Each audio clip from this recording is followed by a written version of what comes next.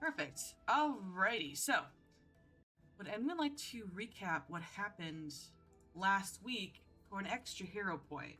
A lot happened last week, and a lot of information was given by several NPCs that you guys got to meet. If you need assistance in what they said or what information they conveyed, that's okay. There was a lot got said, so I'm more than willing to help with that. Um, all right, so if you'd like to recap, go ahead and roll out in the chat for that extra hero point. Going once, going twice. Oh, Rolling. all right, Rolsk. What happened last week? I know you were absent for the first part of the session, so if you need Yeah, I was assistance, listening to it. Okay. Yeah, on my way home, I had Twitch up. All right, he's tag teaming. All right, but yes, feel free to jump in if I miss something. Sure, All sure. right. So the last session, the group continued its battle against demonic tree-like entities, while also trying to, I think, save a person who was caught up by these demonic trees. After resolving the issue with them and collecting the individual, was that Udiak? Is that the name? Is that a person? Sorry, I was typing something. What was your question? Uh, I'm really sorry. the What's up? person's name was the person's name Udiak? Is that a name? Udiak? Oh, Was yes, that the yeah, Sataki? Udiak. Yes, Udiak. Yeah, the hunter of the Sataki. The hunter of the Yeah. Shaki. Yes, he Yep. was caught up in a tree. Yeah, basically talked to him. Yeah, saved him. Ended up talking to him, finding out that willing to chat, but doesn't want us talking about a dragon. So that's the big thing. I think what's this dragon's name? Venexus. The Nexus. Venexus, which is a very solid dragon name. Um, the more V's and X's a dragon has in their name, the better they are. Yeah, true. Um, Based on how evil they are, you know. yeah, fair. I played a dragon named Viraxia, so I mean, And I know I was playing the pronoun game with the Nexus a little bit because I couldn't remember if they were male or female. She is a female dragon. I apologize. Yes. I mean, they could have identified as non-binary. They're dragons. They Yeah. pretty much do what the fuck they Yeah, want. that's how I run all Well, dragons. I couldn't remember what her gender was, and then you were talking to Yoko, who is non-binary. So I was like, oh, I'm really like just calling everyone they them. But I want to make sure that the Nexus is a lady, Yoko is non-binary. Sorry, Scotcha. Continue. Anyway, so we were, just discussing with the Udiak various things, and Omena asks about a frozen flame, and Udiak is very surprised that we're aware of this. And it's like, all right, you guys must obviously be on the right, it must be good. So, you gotta find a person with a baby, Ayoko, the aforementioned character, and yeah, it's like, all right, you gotta find them. This is gonna be a difficult quest. I assume it's gonna take us several sessions to find this missing person. It doesn't take very long, actually. But during this, they keep referring to Asha as a god caller. So it's like, all right, maybe that's their term for summoner or whatever it is that we got going on. Who knows? Anyways, there's various cave paintings that light up the area of a pool. Man, I have some weird notes. There's a bunch of chimeric creatures, or at least some creatures of some kind of, interesting design, as well as an evil, demonic-looking boar with spikes, and these are their god spirits. We find the dragon is probably the one with the flame, so that's always good. The dragon they don't want to talk about. Blessed with eternal spring by the flame. That's the note is the areas. That's why the cave is so warm as you get closer to its exit. Fair enough. Let's see. There are supposed to be more god callers. However, they are persecuted by some evil-esque necromancer character by the name of Ashen Swale, who lords over the people of the area. And the people are being forced to worship the dragon. It seems like the necromancer and the dragon have this team up, like all villains should do. And we just kind of learn a bit more about them. Omena offers the Sutaki that are here with us the Aoko, their baby, whose name is in here somewhere, but I forgot, and Dinny. Denny. Dinny, yeah. There we go. I couldn't even find it in there, but I found it. All right, so I thought of it. It's the Denny, Aoko, Udiak, and they seem like, yeah, sure, that sounds like a good plan for now. Um, let's see. Denny's mother was captured by Swale and is likely dead, so that's another fun thing. Um, let's see. There's apparently a good faction in the area called the Blood Owls. They oppose the dragon and the evil necromancer. So we gotta. There's like a whole symbol too. We gotta like team up with them at some point. If we, It's actually right here. It's on the front page. yeah. It's been here the whole It's my time. name. It's so is Matuak's necklace that Asha found. It's on this side. So, anyways, I believe that the Crusaders that Omega was a part of got insulted at one point because the Crusaders just think everybody's an enemy. I don't know how accurate that is, but that's the description they gave, so that's what we're gonna run with. Um, let's see. All right. Yeah, more information about them. They do suggest some places for us to check out. There's a mountain with a very good vantage point that might give us the ability to kind of like learn more about the area before we continue traveling. There's also a tower, with held by a follower of Nexus. It's called the Ashen Tower. Always a good name. So yep. Oh yeah, there were a couple of scouts too that we found are part of this. Look at that, we got 5 new members. Then we get yes. then we get the we get the various descriptions of the gods that are worshipped here. I'm not going to go through all of them. And then there's also the boar, and some kind of depiction of Swale as well, some kind of pale figure with demonic features. Probably a little bit of a caricature, I'm guessing, but that's fine. We end up resting up, and we continue checking out the cave where we find a mammoth skull and some cave paintings, as well as some offerings. The paintings tell a story about a mammoth who protected the caves from demons and predators, and its spirit is rumored to protect the place. There's a treasure in the offering circle. Zucha prays to the spirits and feels the paintings move in their mind. And they're like, "Oh, you guys seem okay, and we can loot the place." So we do, like noble heroes. It seems cool. We find an unstable cave area to the south due to some water erosion, and we're like, maybe we'll go a different way.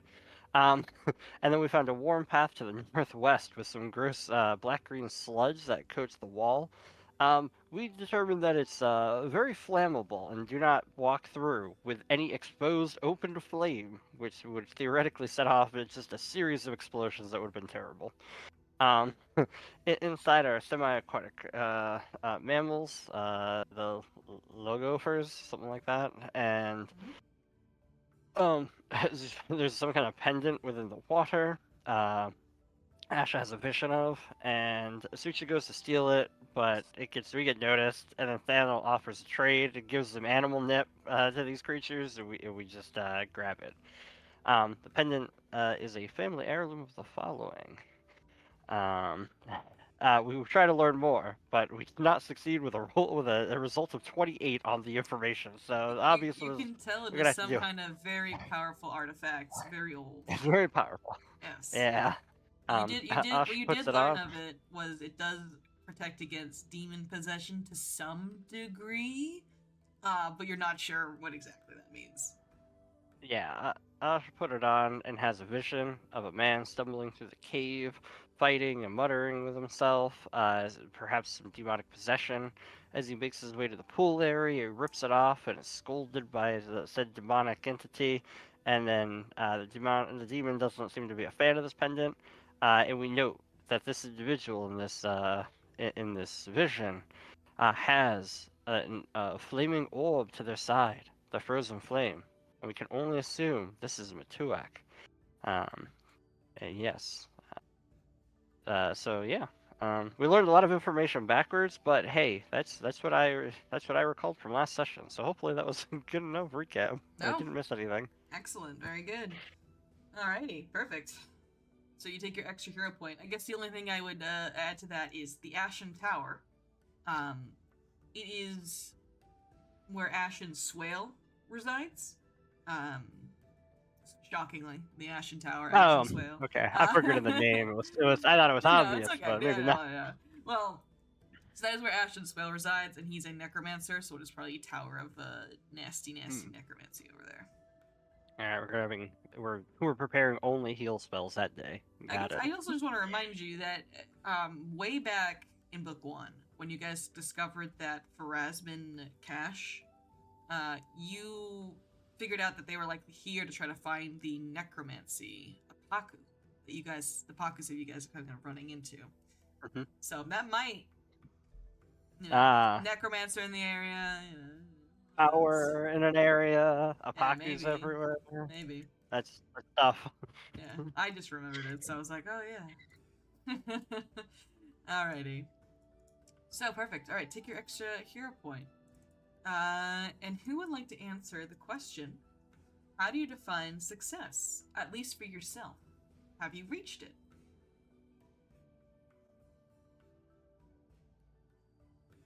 Going once. Going twice. Sold to Omena. How do you define success? Omena, when asked this, suddenly has a look of terror in her eyes, as this is not the kind of thing she ruminates on and has a ready answer to. But her initial inclination to be like, well, success is when everything is just and everything is peaceful and there are no problems left. And does a sort of a huff, obviously, that has not yet happened, so I am not yet successful. Okay. Everything is peaceful and warm and happy. Mm-hmm. Do you think you'll ever get there? Or do you think that's a far-off dream? I think Omena doesn't believe that they will get there in her lifetime, but that she is part of the necessary, times of fighting back the beasts of the world wound so that someday, probably long in the future, that will happen. Okay. Very good. Take your +1. Is there another member of your party you'd like to ask, or would you like to ask an NPC this question? I'll throw this one to Asha, actually. Okay. Asha, do you accept? Sure. All right. How do you define success? So that is kind of a hard one for Asha, because she's kind of been asked to do a lot of stuff she didn't really want to do of late, and she's not sure how good she is at it. But really, mostly what it had been before was just being a good song singer and correctly remembering the verses of things. Mm-hmm. And now that seems a little small. And now she doesn't really know what success is. Mm-hmm. So you don't know what success is yet? No, that is her answer. She does not know, and she feels in over her head. Alrighty. You can take your +1 as you grapple with the uncertainty of what it means to succeed in this endeavor. Alright.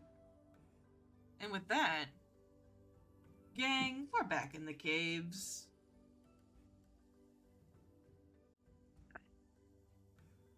Let's head on over. So, last we left off, you guys had finished up the Lagafers and we're heading down south. Just for the sake of brevity, Shucha, you were able to take 10 minutes and prop up this cave wall so that the following could safely pass through it without too much issue. Cool. Your current objective is to clear out the caves, making it safe enough for the following to pass through. And maybe possibly to stay in while you guys go scout. Since the burning mammoths are, like behind a wall, it might be possible for them to find somewhere safe to stay until everything gets sorted out. Because, I don't really think you want to bring your following to go fight a dragon, if I'm being honest with you. Maybe you do. I don't know. That's a terrible idea. Alright, so that is where you guys find yourselves now. There is a narrow passageway here that leads further down south.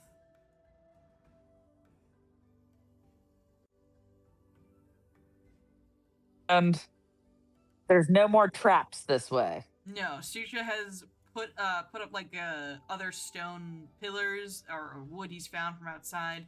And he's like made them so it's gonna hold when you guys walk under it. And you guys get to this cold stream that is coming down from the mountains, and when you look down this passageway, you think you see that is where you met Iyoko and Diddy down there. All right. So should we keep going south? There's also an entrance right Probably. here. Seems like it loops in like Yeah. a small little cave there. How brave is Omena today? Alright, you want to peek in? Ooh, I'm peeking stealthily. Stealthily peeking. Alrighty.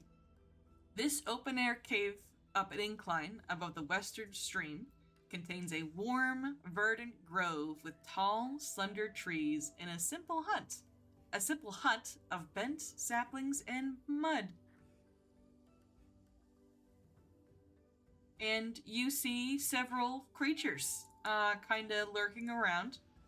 One of which, all of which are these large beaver-like creatures who are kind of very, very chill and just kind of like taking down some trees and stuff like that. And then at the far end of the cave, over here, there's actually two of these down here on the far end here. Oops, can't get my here. Come on, draw here and here. You see two corpses that have rotted. But have plenty of gear on them.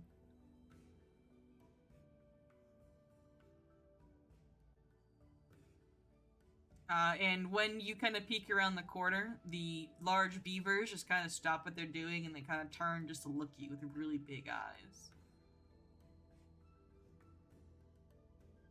Hey, does someone want to come out and talk to these beavers? Oh, I guess I could do that.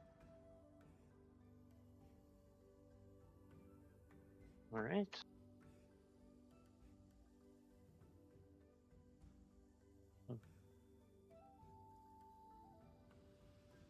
Everybody's gonna stand back a bit.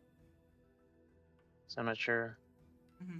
they like the big saber-toothed predator about to come into their area.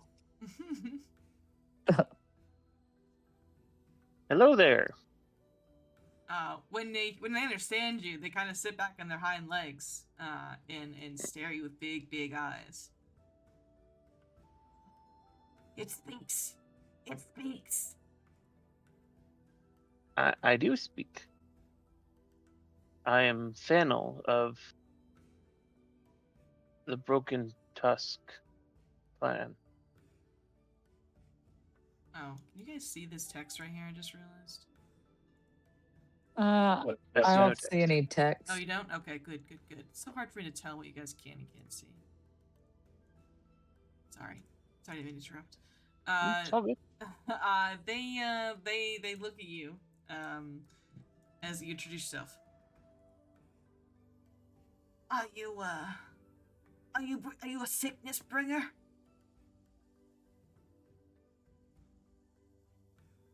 No, do not wish to bring sickness to anyone. They go and sniff you. Make just an animal handling check. Oh.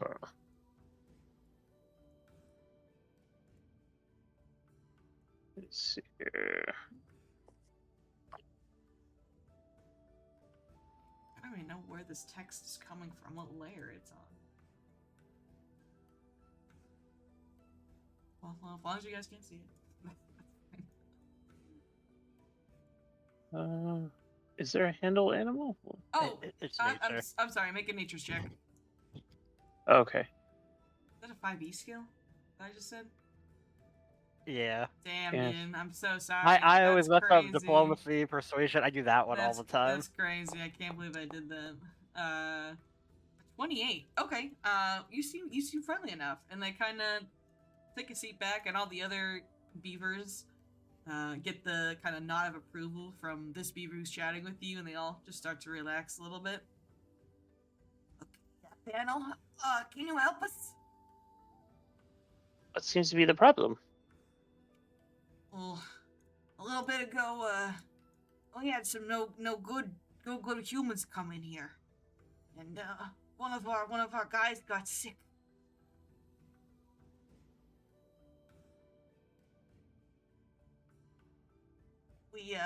He looks down to the corpses on the other side of the room. You got a little excited and started eating one of them, and got sick afterwards. Usually when we eat humans, it's not that big a deal, but this one was real bad. Oh. This I also guess, waddle into the grove. I'll try to look at the person. You will need to get a little closer if you want to investigate. The beavers are. Oh, is that what the X's are? That's yes, the X's down there are corpses. Let me first and look at the corpses to see if I can see what's wrong. Sure. When you pass by the hut over here, you do see a very sick beaver in the hut itself. It doesn't look very good. Okay, so you go over to the one with the armor on it. Make me just a perception or religion check.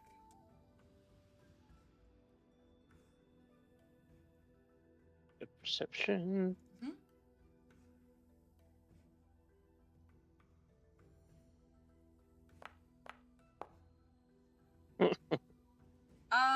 You're not. This looks like a super dead body. I'll use a hero okay, point because okay. that was just bad. Okay. On a 22 perception, you can see on his skin, it's very, very gray. Like, his stage of decomposition doesn't necessarily match the other corpse's stage of decomposition over here. He looks like he's been dead for several months at this point, whereas he looks like he's been dead for like a week or two. It's like some of his teeth are falling out and everything, and you can tell this isn't just a human who walked in here and died. It was a zombie that ceased to be animated and fell over here. It also has a big chunk ripped out of it because maybe the beavers were eating it. I think you ate an undead. I think that is why your pack mate is sick. What's an undead? It is somebody who is dead, but whose body is brought back without a soul. I don't know what that means. That sounds crazy. It means it's a walking dead person. So you ate long dead flesh. Ugh. That's had all the vitality, the stuff that makes it alive, taken out of it. Gross. And when you kind of move the bodies, Daniel, it's wearing a breastplate. It has a symbol on it, which Omena, if you're kind of staring over Daniel's shoulder, you recognize as a symbol of Mendev, which is from the Mendevian Crusaders. Oh boy. Is it safe to take that? Want to? I'm not gonna stop you. I mean, Yeah, like, beavers. am I gonna catch undead? If Unless you we eat loot the him? corpse, you should be good. Omena is not going to eat the corpse. Okay, then you can wrestle him out of his breastplate, and the beavers kind of watch in awe as you do this bravely. Omena, if somebody were to eat bite or be bitten by a zombie, how would you stop them from turning? I'm afraid that one of the poor beavers has taken a bite in their excitedness. Oh. Yeah, usually you cut off their heads is what we would do. There were clerics or learned people supposedly who knew how to treat someone who is not yet dead, but that was not there was no one like that in my group, and I don't know how it was done. You might need to ask one of the more divine inclined casters or the religion inclined casters for that. Yeah. I will pose the question to the group as I peek in and look at this, keeping my distance in case it has turned. He just looks really sick. Like he's got shallow breathing. He just doesn't look hostile or he's gonna hurt you. He just looks very tired. I will think on this. Hey, make And me. yeah, You guys recall can both knowledge. make recall knowledge checks. Oh, and there's still another body over here. You did not check out yet. Oh yeah.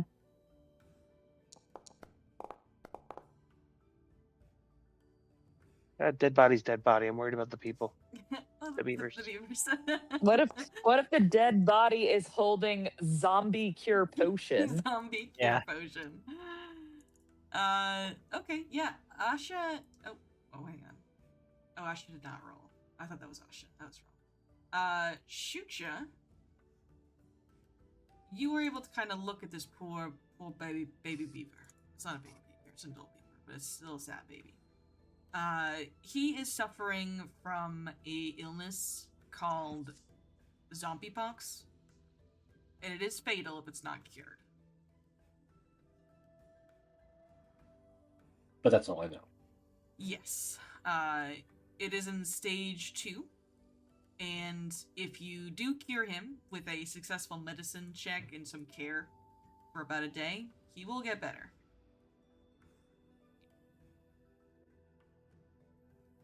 Who is trained in medicine? Oh, I'm sorry. It's not zombie pox. It's zombie rot. Yeah. Ew.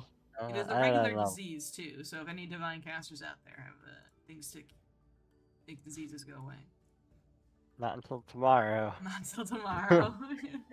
I'm trained in medicine, but I don't think I could do anything about zombie rat. I have a +11 in medicine. Well, that's better than mine. All right. The beaver has been talking to you, Thaniel. Kind of goes over and he goes, "Can you help him? Can you help my boy?"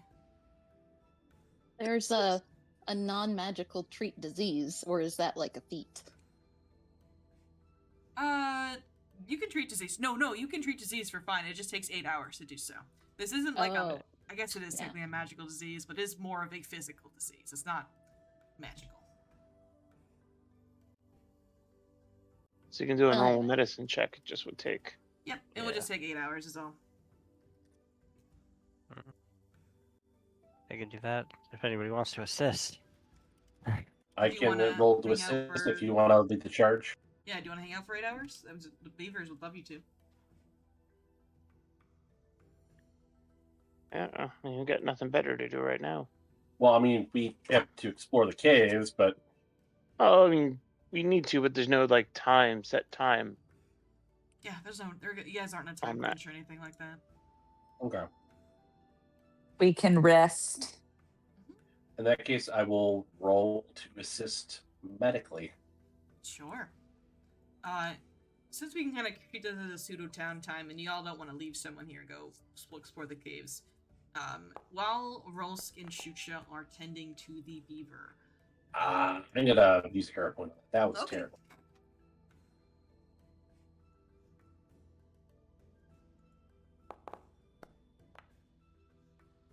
Okay. That was slightly better. Okay. Unfortunately, that won't be enough to aid. 15 is the DC for 8 checks. God damn it. But you can still Yeah. help Roll Scout as he goes to tend to the beaver. As both of you kind of enter the hut to help him out. We'll use a hero point on that. Oh. That was Oh no, uh, dude. The dice roll's not in my favor today. 17. Hmm. Um, That might just be 8 hours and nothing. do you have any kind of +1 bonus? Any kind of +1 bonus? No, Yeah. I do not. Only Okay. if there were more people trying to aid. Well, it's okay. Do you have guidance or anything like that? Oh, me? Guidance. I mean, I've got a No. healer's toolkit. Does that help us in this situation? Not the healer's toolkit, unfortunately. Ash, I you mean, I guidance. have guidance. No, Yeah, well, I- no. I can Hold on. count. It's expanded. It's an expanded healer's Oh. toolkit. Oh, then yeah. So yes, that would actually aid on your medicine check for the aiding, Chucho.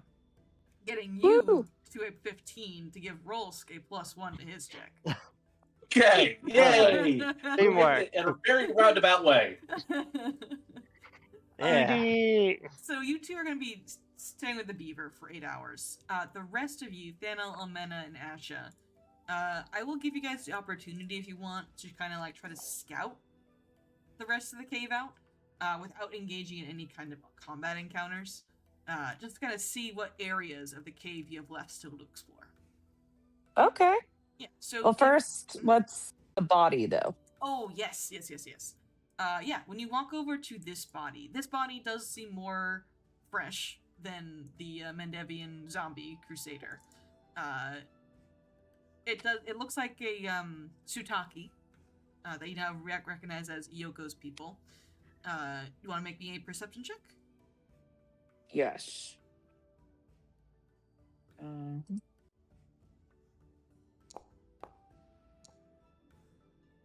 Okay. This one is wearing lighter leathers. This seems to be a mage or a caster of some kind. And just, judging from its vibe, you feel like it's a necromancer.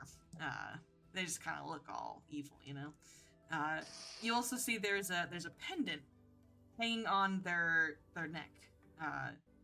That is looks to be a dragon's claw that kind of hangs down. Ugh. A follower of the evil dragon.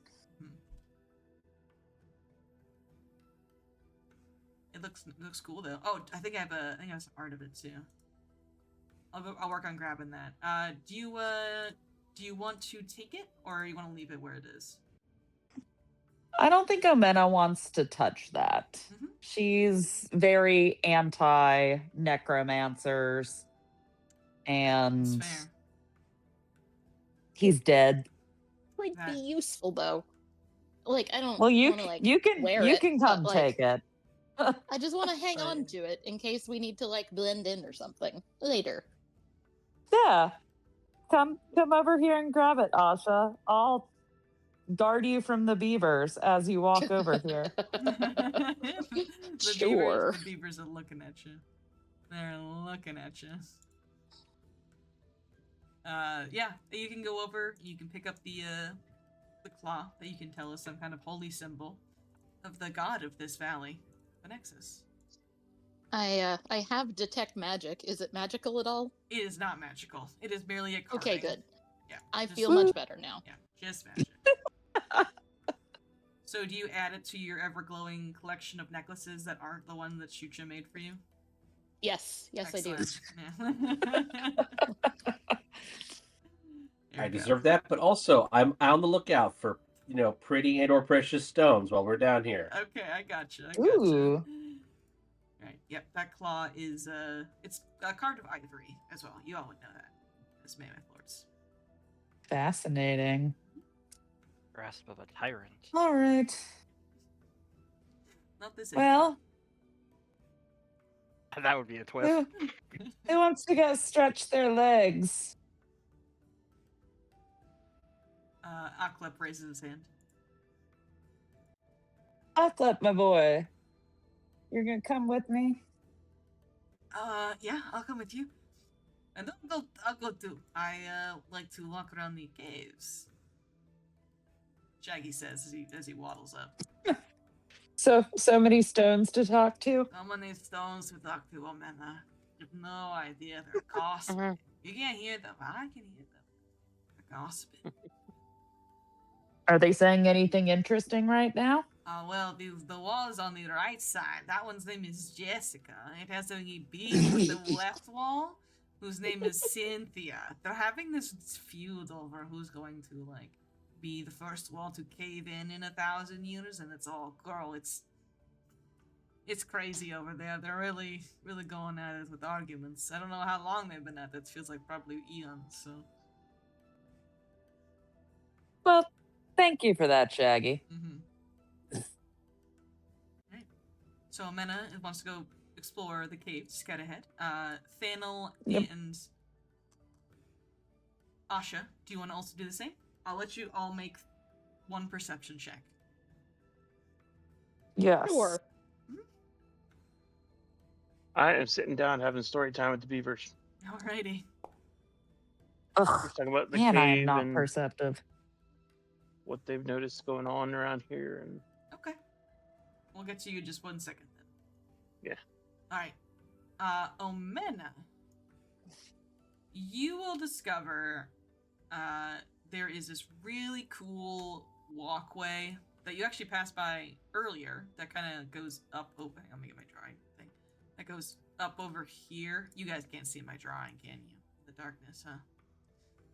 Damn, hang on. No, but I have, I mean, I have a little bit of, if it's where I think, oh, I It's see up- an arrow now. Yeah. Up over here. Yeah, I vaguely remember us talking about that when we were at that intersection, that there was a there's a staircase. path going up somewhere. Yeah. Yeah, it's like the staircase that goes upwards over this bridge here. So it goes up to like a higher level Mhm. of the cave.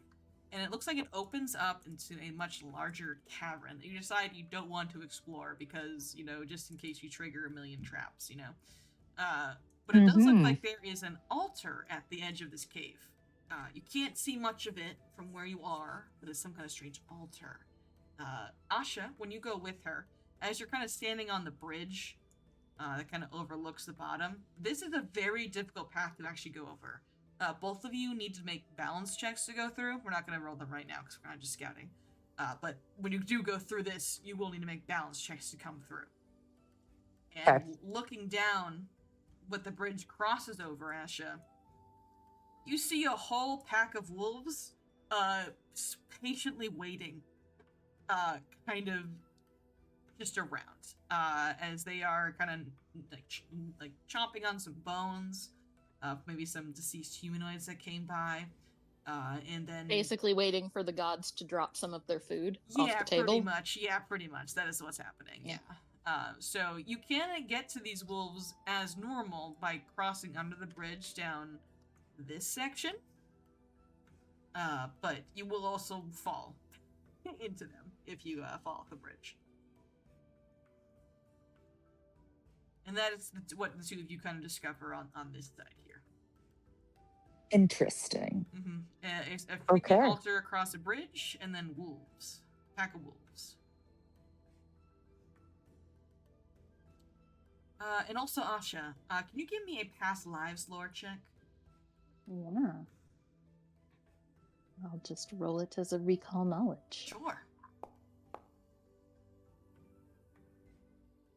When you are walking with Asha through the caves, and it's just the two of you, the necklace that hangs around your neck from Tuak, you kind of have to stop for a second as you pass through one of the caves, and your eyes kind of get a little fuzzy as the edges of your vision begin to blur, and you're pulled into another vision that this necklace had shown you previously. And you see through the eyes of what you can assume to be Matuak. You're much smaller than you are now, and you are a child. And you're looking up at a older gentleman that almost kind of looks like Father Awa, but you've seen him both old and young at this point. It's not him, he just looks very familiar. And he's handing the necklace that you're wearing around your neck now to this young Matuak, who is excited to get it as he puts it around his neck. Well, that's nice. Yeah. And, you know, the older man has similar tattoos to what many of the Broken Tusk following have. And it seems that this is probably a very old member of the Broken Tusks, your ancestors. Or I Very guess at cool. that point they'd be called the Burning Mammoths. Yeah.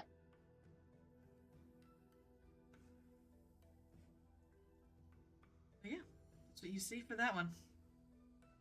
Okay.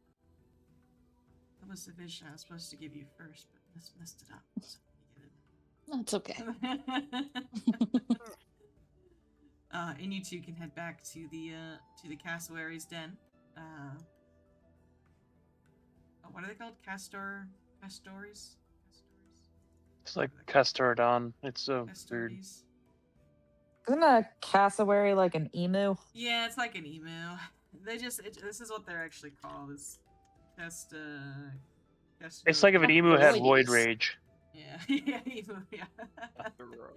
Emus are like living velociraptors. They've been known to slice people's torsos open. I'm afraid of those creatures. Nature. They look really cool, though. They're very pretty, but and they lay like emerald green eggs that look really crazy. But Oh, nice, dude. Daniel, you want to talk to these beavers, right? yeah, Yeah, what kind of questions Just- do you have for them? They're hanging out. You're in enraptured audience right now because you're helping their friend. I'm just kind of asking like how long they've been here.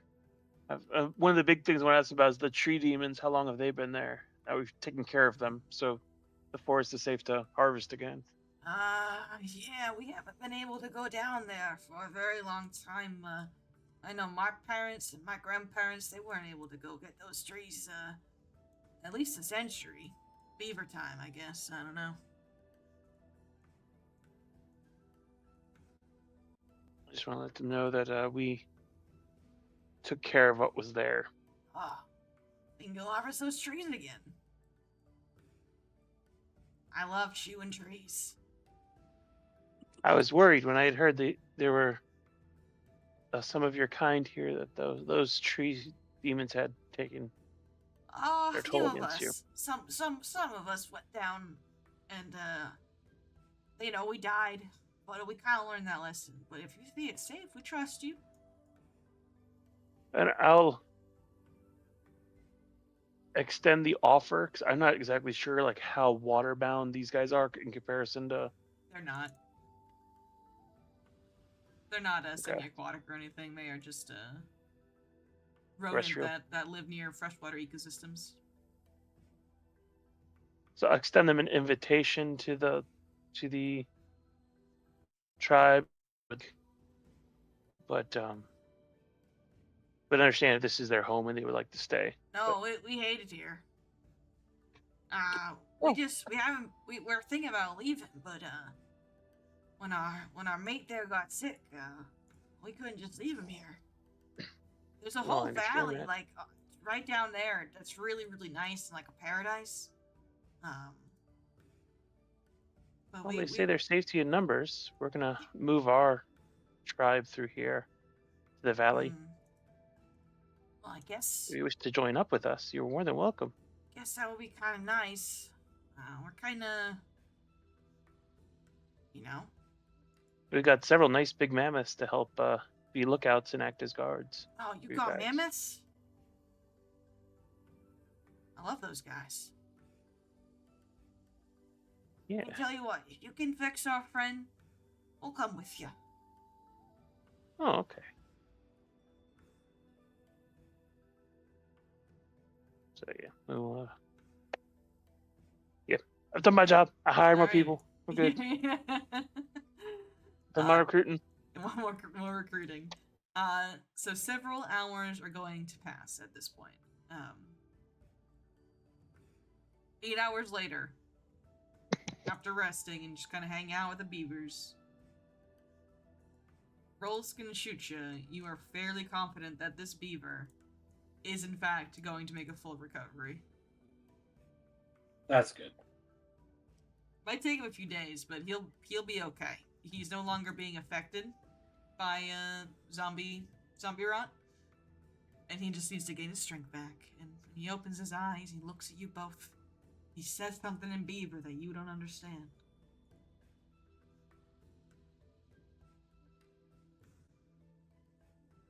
But you feel Word. like it's really impactful. or would it be possible to like multitask while 8 hours pass? You can multitask, yeah. Okay. In that case, I would like to make a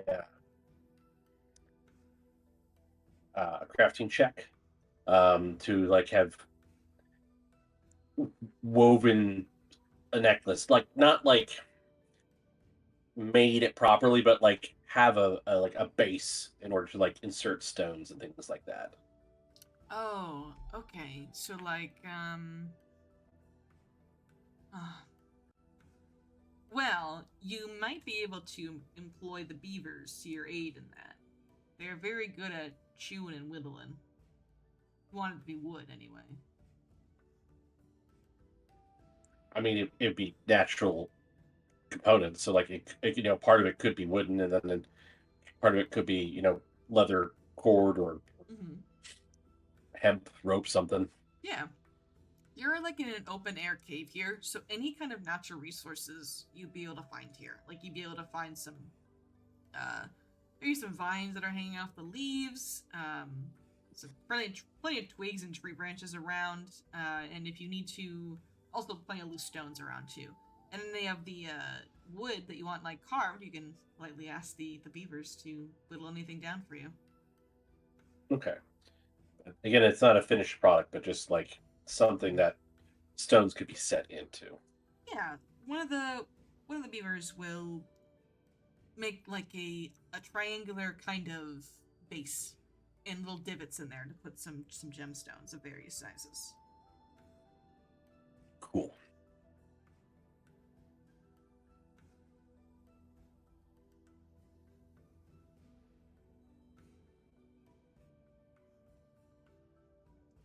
Yeah, after 8 hours, you're all set. And the beaver recovers and rejoins its buddies, its friends, its amigos. And they all look very, very happy, and you feel like if this was an XP encounter, you'd get XP for doing that. Yay. Some would say 30 XP. Ooh. Yeah, but how much XP could we have gotten if we got into full-on combat with them? 30 XP. Alrighty. So, I guess like it was kind of too soon. I don't know. You guys like just long rested and then came down here for 8 hours. You haven't used any abilities or anything, right? No. Yeah. So you guys are probably just vegging out. You don't need to like recover any spell slots or anything. So you guys are just free to go. It is at this point later at night though. But you're in a cave. I don't know if that necessarily matters. No, the more time you spend underground, the more your sense of time gets skewed. So it may have technically been 8 hours, but like we probably have no clue. Yeah.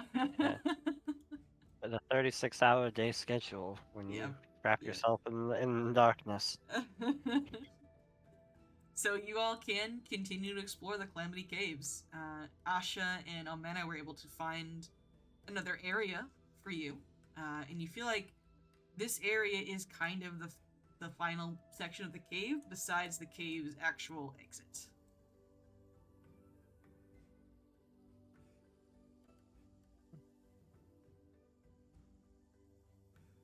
Right, so you Time feel to free go. explore. Yeah. I will make sure everybody knows about the wolves and ask them if we want to maybe go fight the wolves before we go see the altar, just in case. I want to have a shouting match with the wolves. We could do that too. Gonna go yell at the dogs. All right. Yeah, try long distance taming. No long distance taming. Okay. So when you get to approach, underneath this bridge here is where the wolves are. And they're all kind of like lounging around, very lazily, honestly. But you do see a much larger dire wolf, and then a few other regular wolves down here. Oh, there we go. Reveal some. 1 second.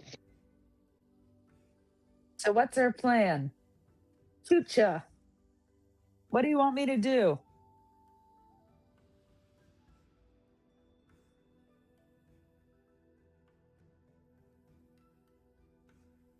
Be ready, but perhaps we should try talk to them first.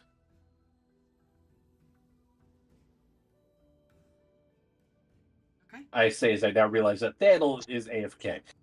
Oh no, I could hear you. It just wasn't at my keyboard. Like I'm Oh, listening. okay. Well, did Okay, any, I wasn't sure. did any of your tokens that you got at the Festival of the Green Moon have a wolf on it? I know that you had a few. I'm a saber-tooth. Sabertooth, Mine is otter. not a wolf. Yeah. Mine's a raven. Are there Mine's a any hare. birds in that room? Because I can talk to birds There's, unfortunately, once a day. There are no birds in the room. Yeah. So Thandel, would you like to go approach?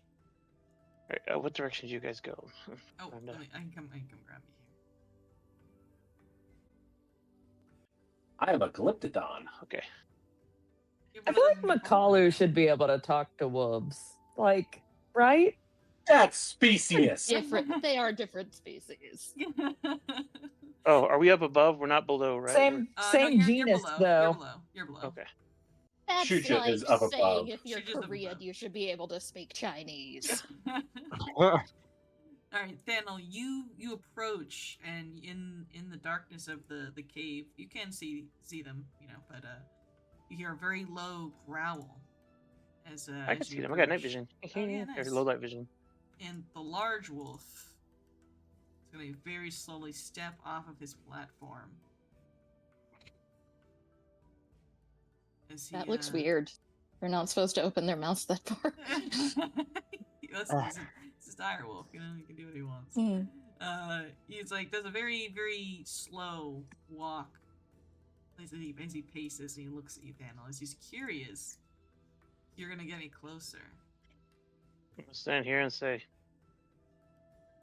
Pack leader, we seek no trouble with you and your kind.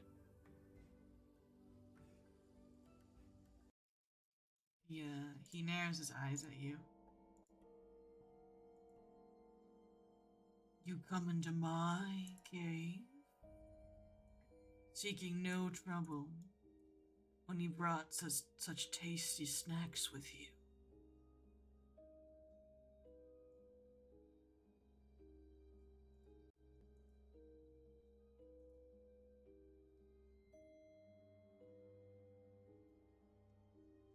Like slowly Why is there a approaches. barrel? Yeah, barrel? Alright, he's just a random for scale, barrel. For scale. For scale. Okay, got it. I'll generate a bit of electricity in my hand and say, though we may look like food, I promise we are not. Let's add a low growl, and some of the other wolves begin to run up behind him.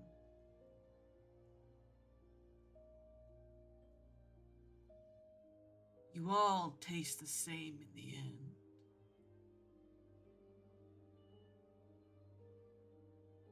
You can try to make me a diplomacy check or an intimidation check, Thandel, since it sounds like you're trying to threaten him.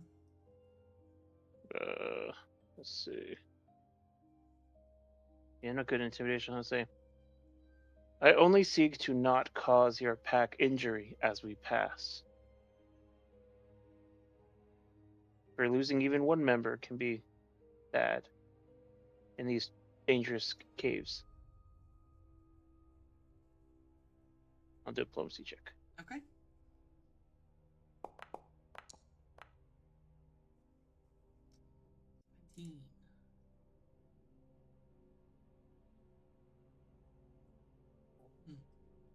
It's not great, but And you don't have a +1 or anything? no, that was with a +9, unfortunately. Okay. That was a failure. Gotcha. As some of the other wolves begin to also circle up around him. Many humans have come to these caves, and many have ended up bones for us to chew on. And he looks, and there's more of you down here, and he does kind of hesitate a little bit. I think you have one more chance before he attacks.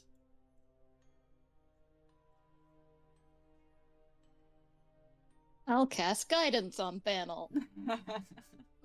Can I assist with intimidation?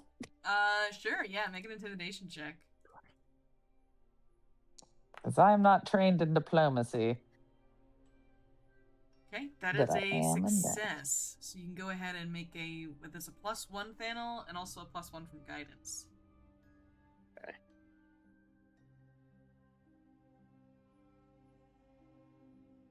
This one helping. I came up behind Plus him, one circumstance.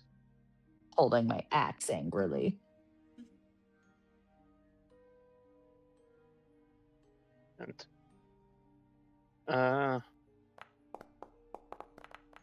I'm gonna Oh. lose a hero point. Okay.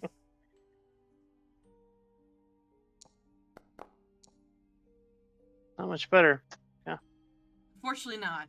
As he growls at you, Thanel, and a lot of the wolves behind him start barking. And they're gonna roll into initiative. Hey, it happens. tried. Yeah, you tried. I have the calm spell, so I might be able to just get them to cool off.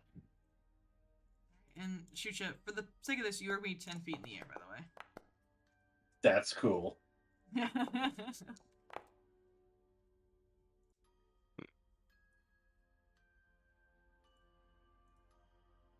Okay. As the dogs are gonna start attacking you.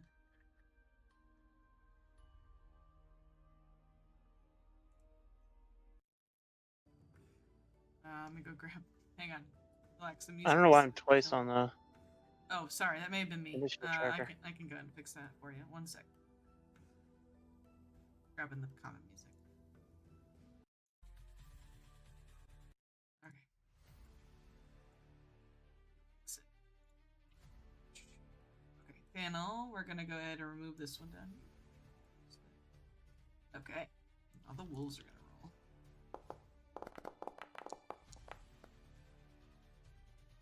Okay.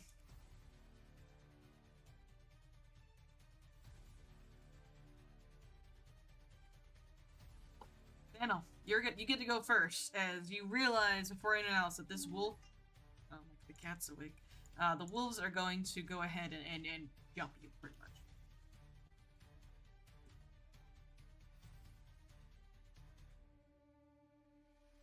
All right, Would you like then to I do? will. I'm going to move here, Mhm. and we'll be up and around so that I'm not triggering anything until I get here. Mhm. And then I will cast Sacred Beast. And it's going to be a form of Sonu, the feathered moose. Oh, okay, fuck? very cool. Feathered moose.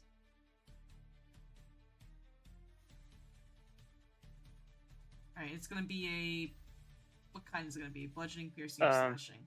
Let's say slashing because it's the antlers on Right, it. so go ahead and place the 5-foot burst from you, right? Yeah. You don't need to place the template then. That's easy enough. So touch these two. Yeah.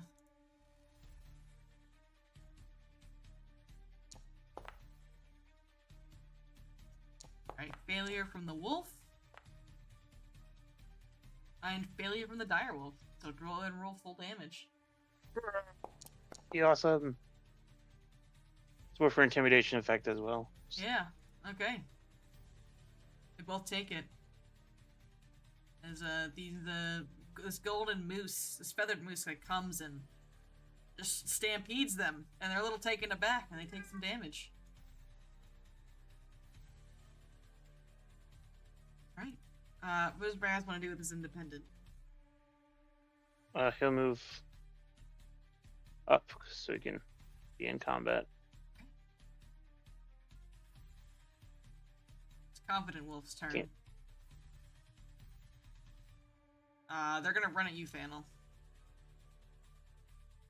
They stride over here. Let me just check something. Okay. They're gonna make a jaw strike at you.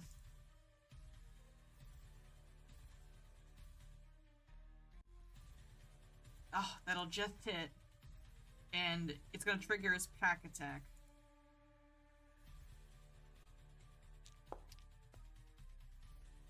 $13 points. Ooh, that was a lot of damage. Roll max.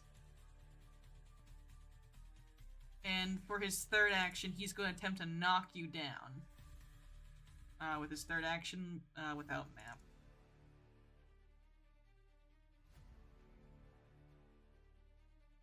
Alright, we get trip attack.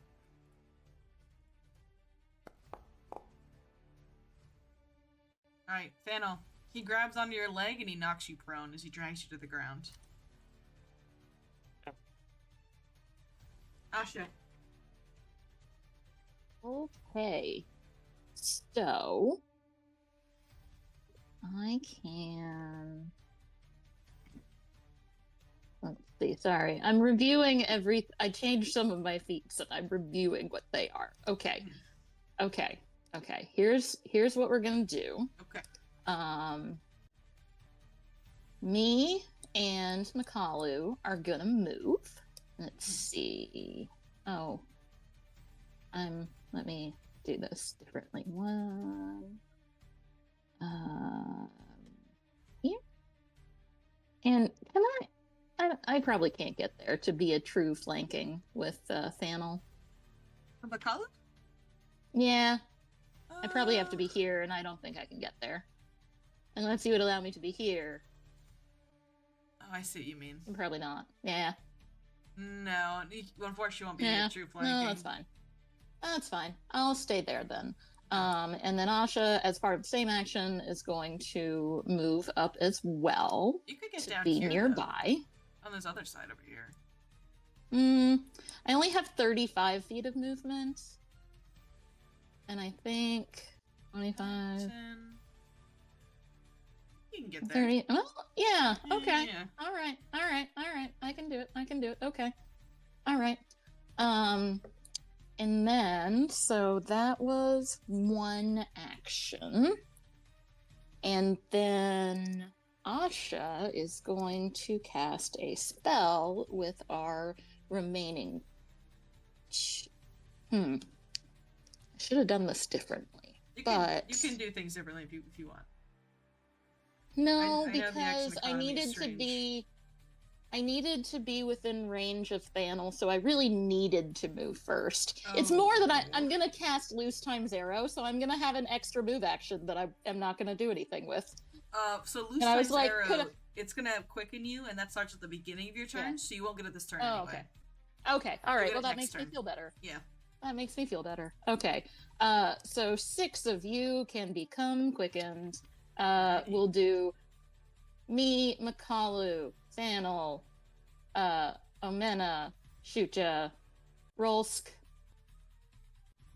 Is that 6? I think so. Yeah. I think that's everyone, isn't it?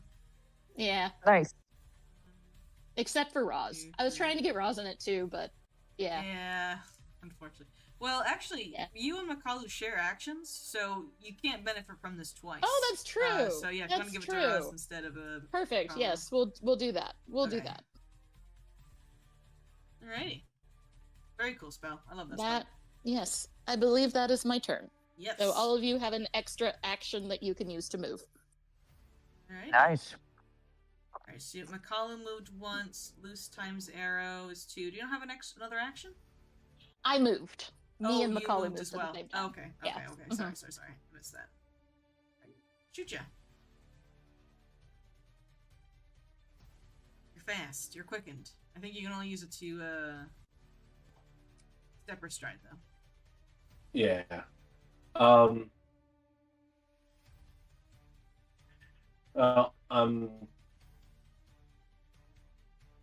just gonna throw my hammer, I think, at flirtatious.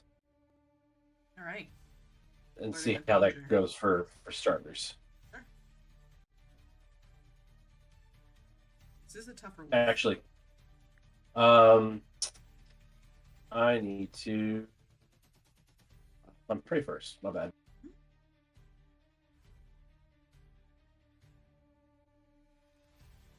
All right, then we're gonna throw.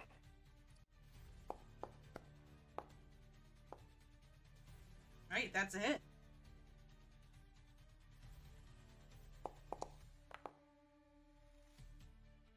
"14 points of bludgeoning damage as this wolf gets a hammer to the head and flies back to your hands." All right, and then we'll attack at Matt. Okay. Oh, that's a hit. roll critical damage. Beat this wolf's head in. Oh my god. All right, 20 points. And he takes a big knock to the noggin as he growls and he barks up at you. Chucho will bear his own tusky teeth and lock eyes. Okay. Anything else, Sushin? I'll just call up to Thano.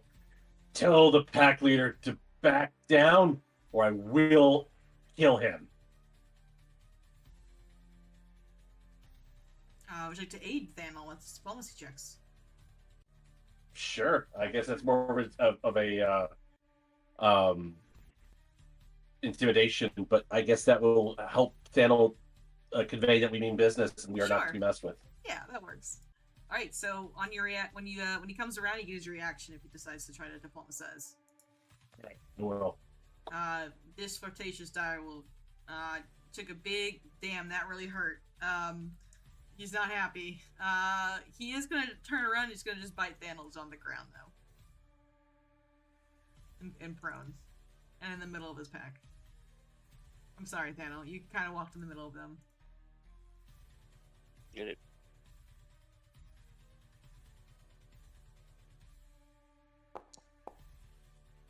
Oh, rolled the 2 on the die. You're very lucky. You lucky gnome. And he is going to go ahead and he's gonna try to stride away. Oh shit, I don't think he can. I think it's a tumble through Makalu. Okay. He's gonna try to tumble through Makalu here. He's too big!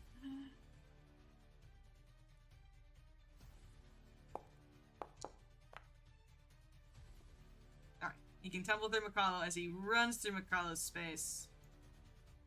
He's gonna flee down here. He growls. Use all 3 of his actions to get down here. Silly wolf. Silly wolf is gonna step up, take his leader's place, and he's gonna bite Thanel. He's on the ground. They really want to maul you.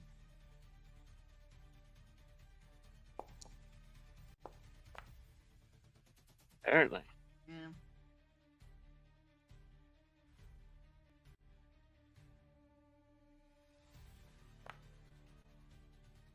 Nine points of damage, they bite you. And then they're going to howl, and they're going to attempt to... Oh, they don't have intimidating glare or anything like that. I love the monsters, man. They do one thing. And he is going to go ahead and try to bite Makalu with his second bite attack.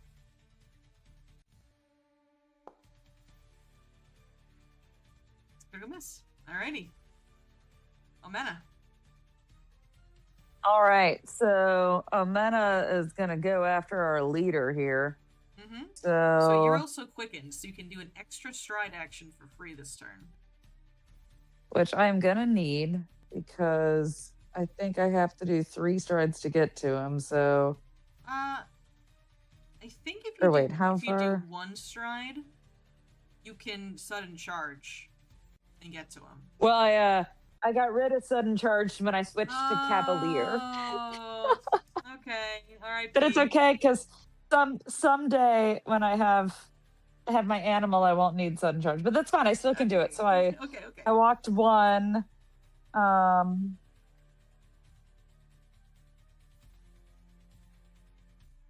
30. You were Oh, wait, so that was 2. But that's okay. Yeah, you can get there. No problem. All right. And I have. Do I have 1 action left or 2 actions left with that freebie from Scarlet? Yeah. Okay. Actions left. So I will do. I want to try my new snagging strike. Ooh, that sounds fun. Yeah, so I have the battle axe in one hand, so I have a free hand because I don't currently have my shield out. Also, I have my ghost touch battle axe in case this dire wolf is actually a ghost. You never know. Right, that will be a hit. Great. All right, you combine attacks with quick grappling movements to throw an enemy off balance. As long as you stay in your reach, make a melee strike, keeping one hand free. If the strike hits, targets off guard until the end of its free next turn, or until you're no longer within reach. Okay, so you kind of scruff the dog, from what it sounds like. You scruff the dog, and he's off guard until your next turn. That might make him more amenable to diplomacy, perhaps. Mm-hmm. He looks afraid. He definitely got clobbered, so and he misses 1 attack, so he's not a happy camper. I mean, I guess I'll just go ahead. While I've got him scruffed, I'll make 1 more go at him. Is snagging strike 2 actions or 1 action? I think it's 1. Is it 2? Yeah, just Yeah, 1. Just 1. All right, go for it. Yeah. I should have 1 more, so I'll try and I'll see if he survives this. Well, actually, he probably will. Right? So. Yeah, just Matt. He survives it. Yeah. Alrighty. Glum Wolf. Alright, this one is gonna stride over here behind you, Amena. He's gonna try to bite you.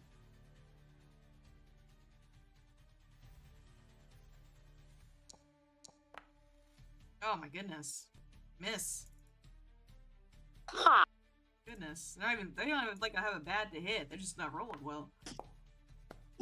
1. Alright, yeah. He tries to bite at you with just no success. Rolls. Okay. I'm gonna see. No. Sorry, just kind of thinking on a thing and not gonna quite do what I was hoping to do. That's fine. We can at least do it anyways for a couple. We're gonna cast Calm and try to calm down a couple of these wolves.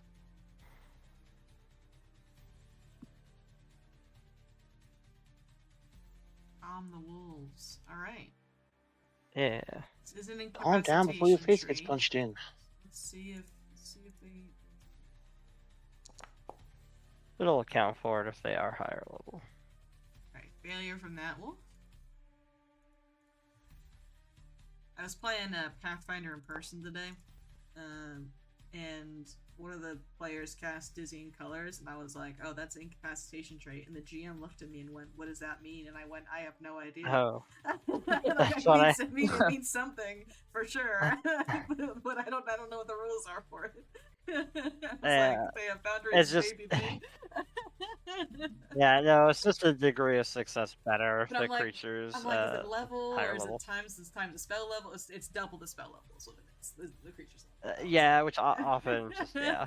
So, alright, so the creature that succeeded has a -1 status penalty to attack rolls, and the failed one, whichever one that one was, can't do hostile actions unless we take any against it. So that one, okay, I think so is this one. Yeah, that one right there. He is yeah, so nobody should do anything to that. He looks around and he goes, "Arf?" Yeah. And then that was 2 actions. And then I still got a single action and a quicken. Yep. So What do you do with a single action? Oh. I just set things on fire, that's what I do. Sure, we'll get closer. I really don't. Let's see. I guess we'll just we'll do Hers Bile against one of these wolves that Okay. isn't affected by the thing, I guess. Alright. Oh, it's a 10-foot burst. Ooh, alright. I forgot that it got better. Okay. You can 10-foot hit the burst. one by Omena? You put it off to the side? Well, I don't want to attack the one that's gonna win, alright? Or does it not matter? It's just a +1 penalty or -1 penalty. I don't think that will go away. Nope. Yeah. Alright. Yeah, we can do that one. That one sounds like fun. There you go, wolf. Just gonna try. Make this will save. Yeah, you got to level 4. Level 4 is getting spicy over here. Alright, that is a failure.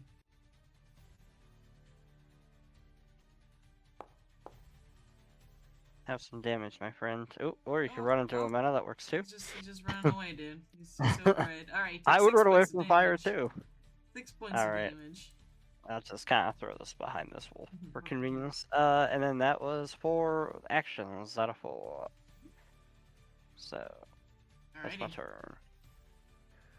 It is the turn of the bloviated wolf.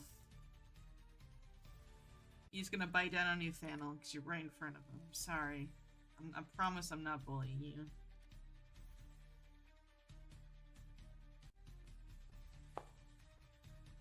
Oh no.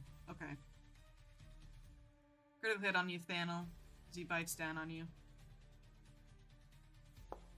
Okay, I always wanted to make a new character. 13 points of damage. And then he is going to stride over here. Yeah, right over 15. Oh, what's your movement speed, actually? 35, perfect, you can get there. Just enough. It's going to attack you, Mikalo.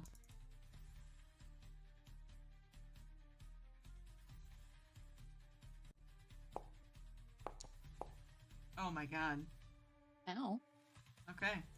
This wolf is a champ. He really is. My god.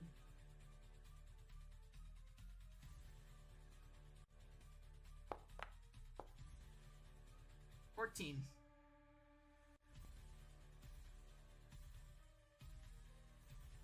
Alrighty. That's me his full turn. Sano, it's your turn.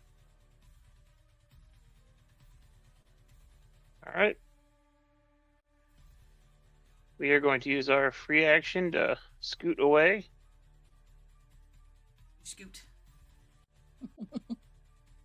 Or on the ground, so we get scoot. Alright. Then we'll spend 1 action to stand. Mm-hmm. And I will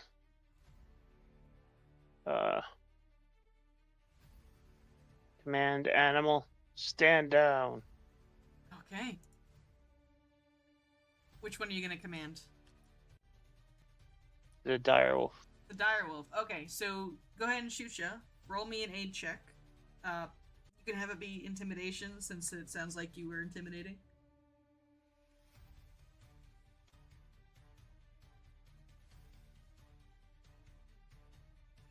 Okay.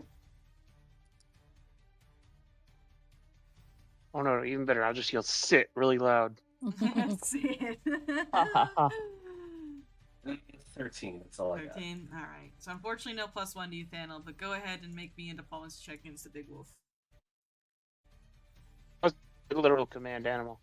Ah, no. Oh, literal command animal. Is that a spell? Oh, okay, there we go. Ooh. Very, very close, Thanel. Just like your diplomacy checks before. My rerolls have gotten me nothing, so there's... Okay. It will be a failure, unfortunately. That is just 1 action to do, though. Oh. Let's see here. Check my feet, see if it does anything. Is that even with the direwolf being off guard? So this is against their will.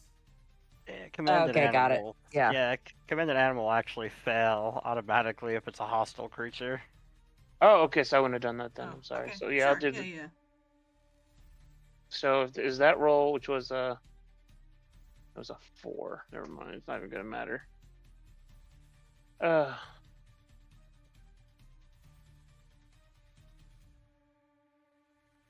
I mean, yeah. My diplomacy is only a +9, so it would be even lower. So.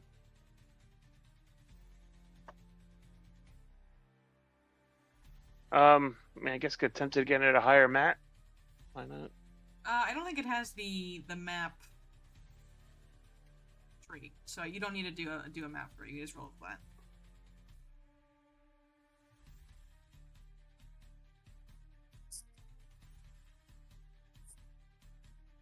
I said sit. Oh, okay. With your diplomacy check, Thanel, the dog kind of whimpers a little bit, and he backs down. He's still angry at you, but he backs down. I told you we weren't food. He growls very lowly, and he looks at you, Amena. I growl back at him. All right, Thanel, is that your turn? Or would you like Raz to do anything else? I'll give Raz his command, and he's got one move of his own, so you can use that to stride. He's got 2 actions. I'll have him get right in front of, or right here, and he'll growl at. I guess he can do it intimidate. Yeah. Yeah, if he wants to. Do a little demoralize. He's got +6 to intimidate. I think he's our best intimidator. A 19. Let me see, because animals are so strange because they don't have a. They don't have intimidate and glare, obviously. They don't share. I guess they do share a language. It's like beast, right? Is that how that works? Beast speech, yeah. Beast speech? I don't know. Yeah, I think animals respect animal game here. So yeah, he gets frightened 1. Oops, the wrong one. As he looks very afraid. Just get out of here. Leave my pack alone. Don't come back.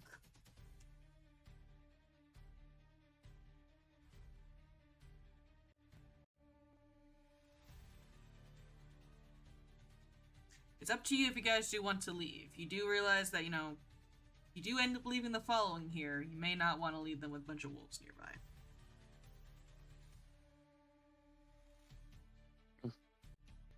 I said, oh no, we're beyond that. We're in charge now. Oh god. Alrighty. Confident Wolf's turn. He is completely pacified, so he looks around and he sits like a good boy. Asha. Okay. Which one is pacified? This one? Yes, that one is all. He's all calm and he's all happy. Okay. This one's hurt though. So we'll target you. Let's see. Thanos fairly hurt. Asha's gonna for free move up to Thanel. That'll do. And cast on him. Cast Soothe. I will cast a 1st level Soothe. Okay, thank you.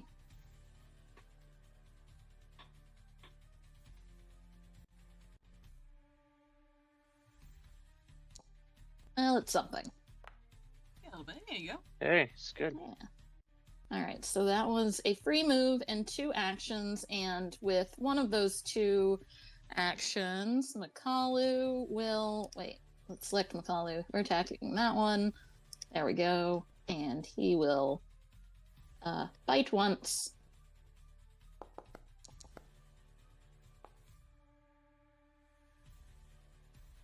Alright, that is a hit, Makalu. And bite twice. Okay.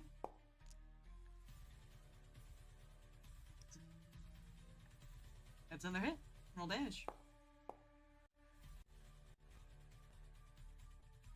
He bite Or and he eight. bite. Okay, he bites and he bites, and the dog barks angrily. This one is not pacified. He craves violence. Omena, assert dominance. This could be your mount. Run around a big ass dire wolf. Alrighty. Shoot ya.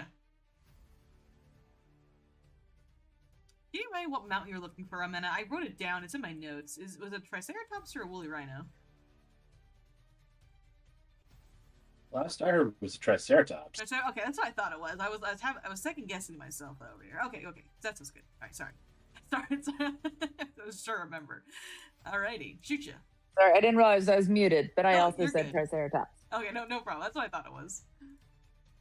Shoot ya, your turn. All right.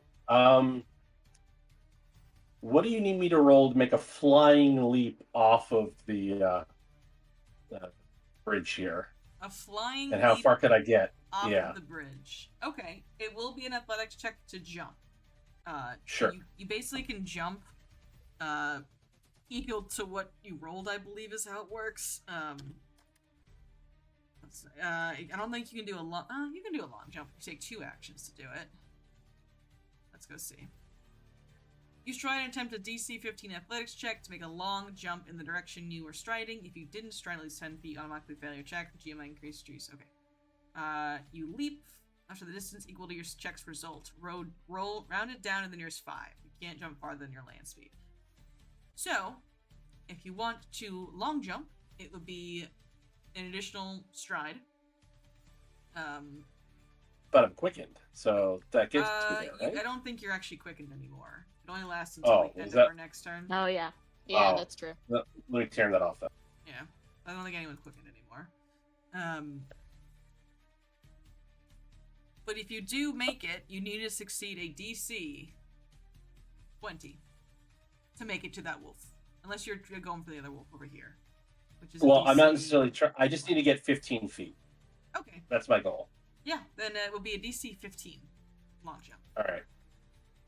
And that takes 2 actions because I got to have like some kind of like running, Yeah. little bit of a running start. You gotta run. Okay. If you do want to try to hit the 20, though, you can land on top of that wolf and it'll take extra damage. Shoot for 20, and if we Sure. get 15, that's gravy. Alrighty, yeah. Alright, so go ahead and make an athletics check. So for 2 actions.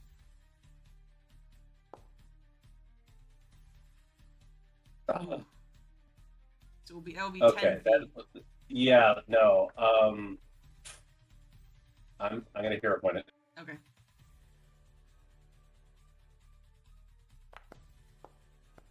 Ah. Are you kidding me with that? Okay. Sometimes Okay. that is how the cookie crumbles. Yeah. So you Hey, the can jump rerolls 10 suck. feet.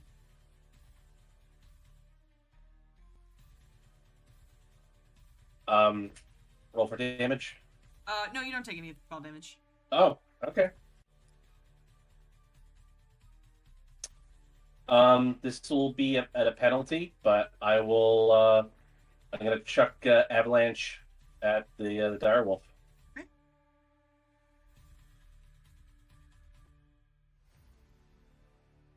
Just trying to get 5 more feet, so it wouldn't be at a penalty. Alright, that hits.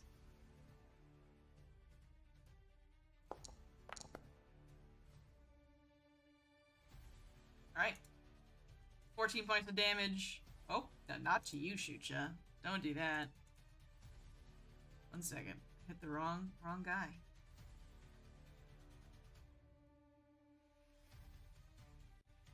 And you beam that wolf in the head with your hammer, and he falls to the ground as he dies.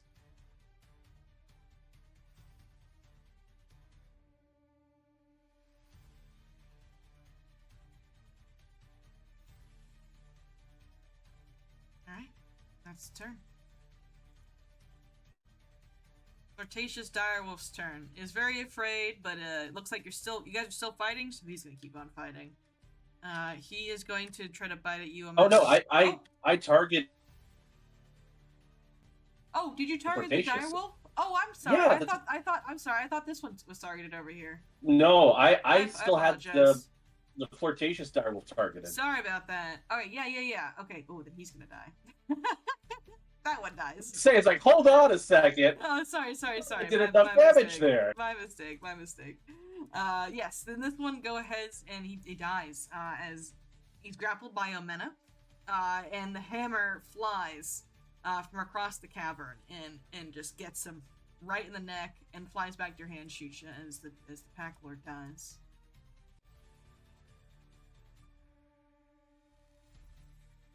All right.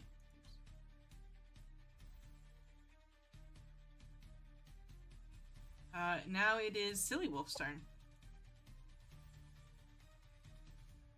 Silly Wolf is a little demoralized because of his Pack Lord just ate shit.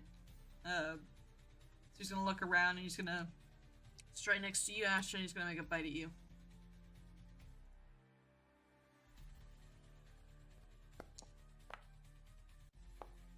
Oh my god. Do you know what?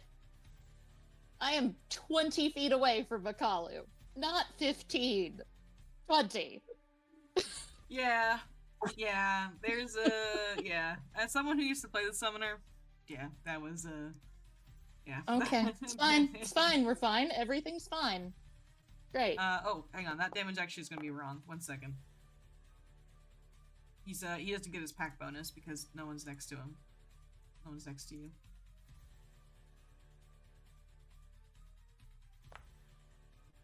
Just 12 points of damage. It's fine. Then he's gonna try to trip you. Cool.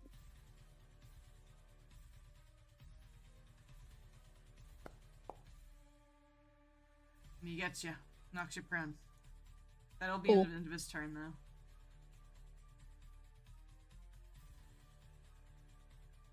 Alright, Almena. The wolf you were holding is dead. So I guess I go ahead and drop him. He's not of any further use to me. I will turn and instead target this guy. I'm gonna go with the vicious swing. Vicious swing with my battle axe. Sure.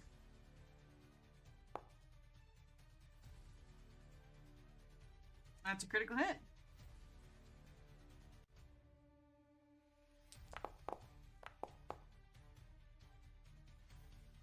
Alright, that is full damage on him. He is still alive, but barely. So I guess with my third action, then I'll just go ahead and see if I can. Oh, I got the vicious thing. See if I can just get the job done now. Okay.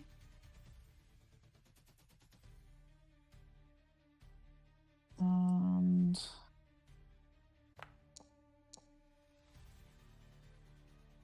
That'll hit.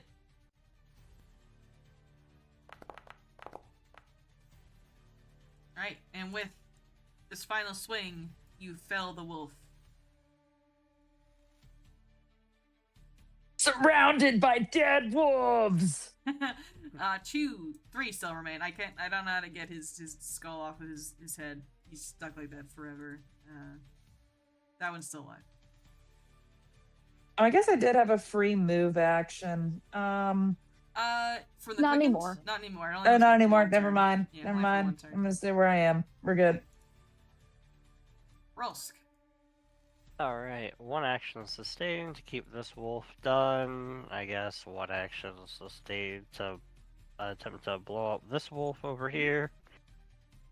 And I'll just, yeah.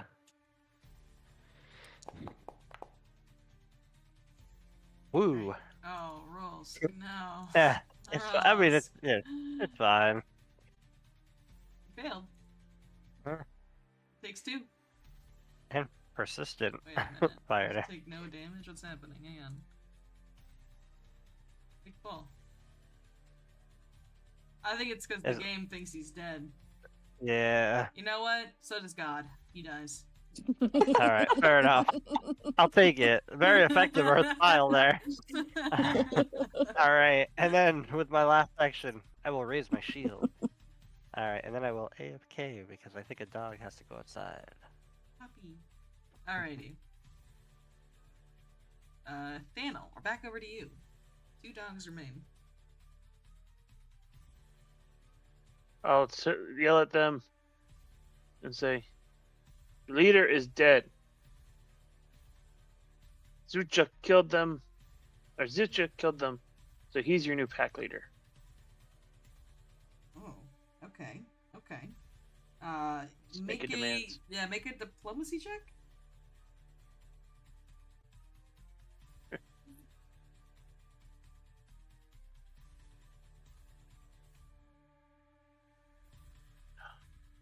Go.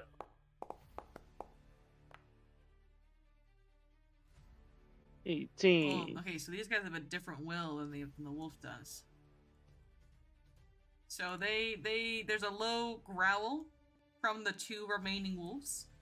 But looking at their pack alpha, they kind of take a step back from you all, and then they look at Shucha a little confused, but they don't seem hostile anymore. Especially this one. This one's chilling. He has his tail's wagging actually at you, Shucha. He's like, hell yeah.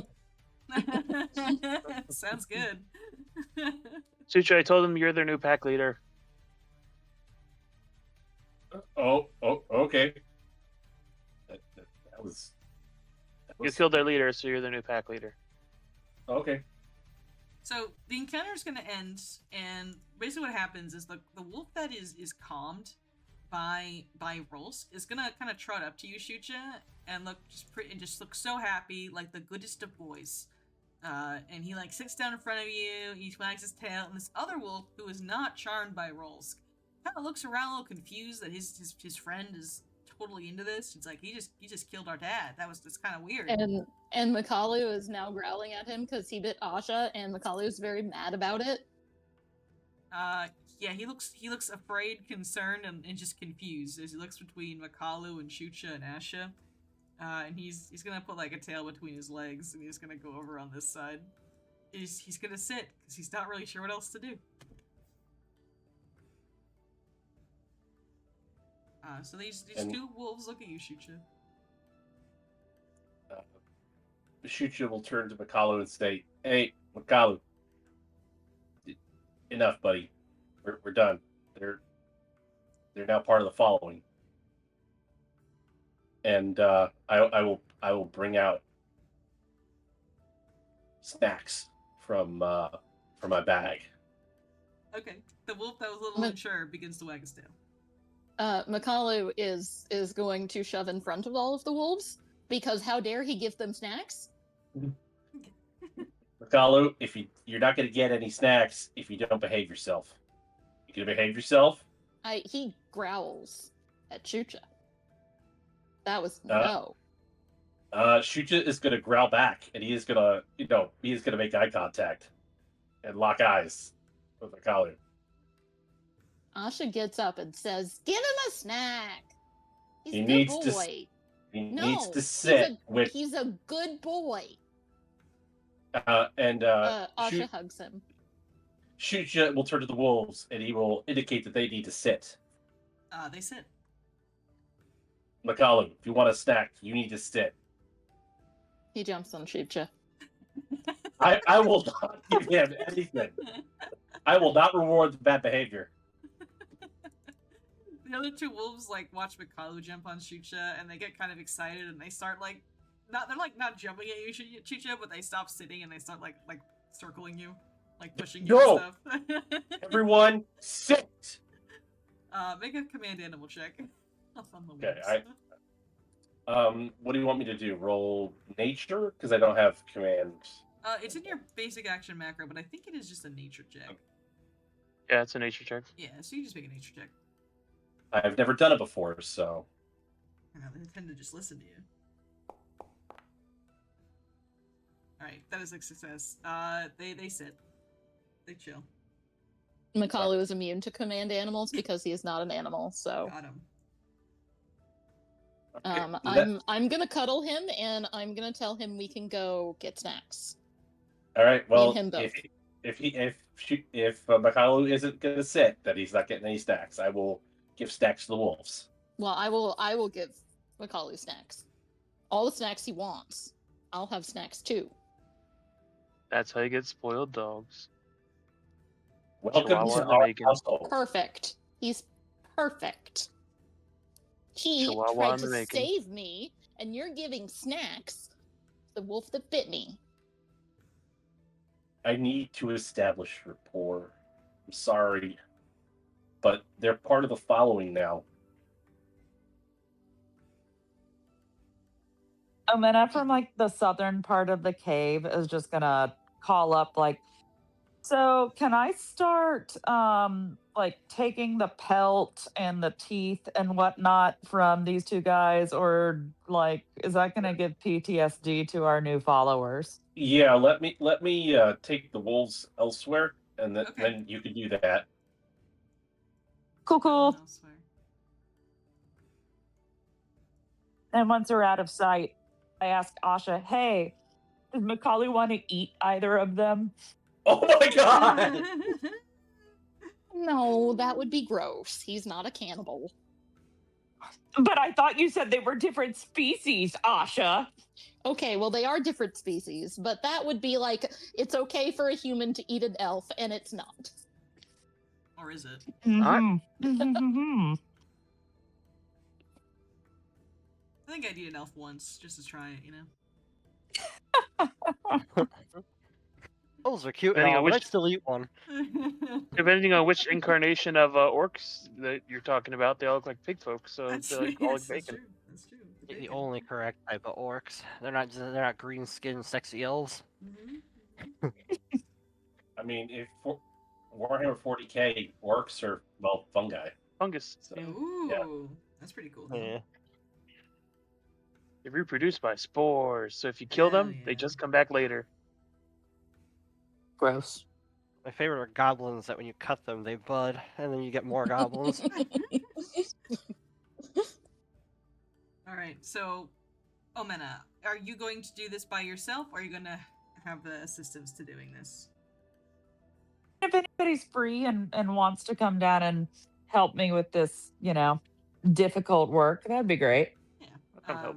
Yeah. So if you want to aid Thanel Omena with a nature check, and Yeah, I will nature aid check. him as I'm only a +6 in nature. Yeah, I didn't mean to like have him just do the check for you, but I know your check is rather. Especially when I roll a 3. All right, that is a success. So Thanel and Omena, together you two are able to skin the pelt off of this direwolf. And you're pretty sure, Omena, you can make some pretty sweet clothing with this. Nice. Yeah. When this and my new breastplate, I'm going to be super fashionable after this cape. Direwolf cloak going on. Heck yeah.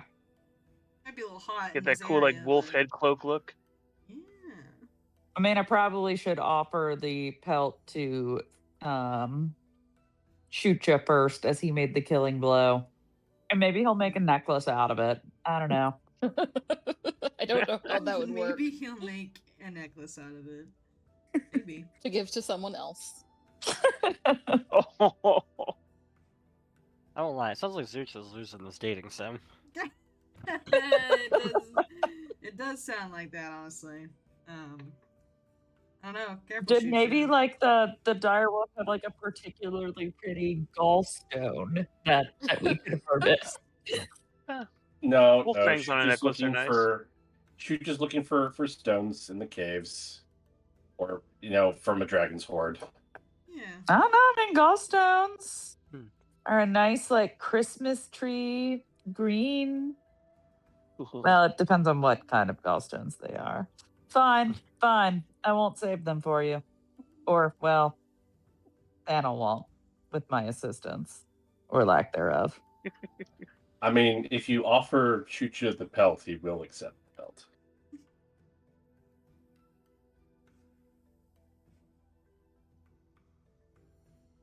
But I was not expecting to end up with 2 wolves today.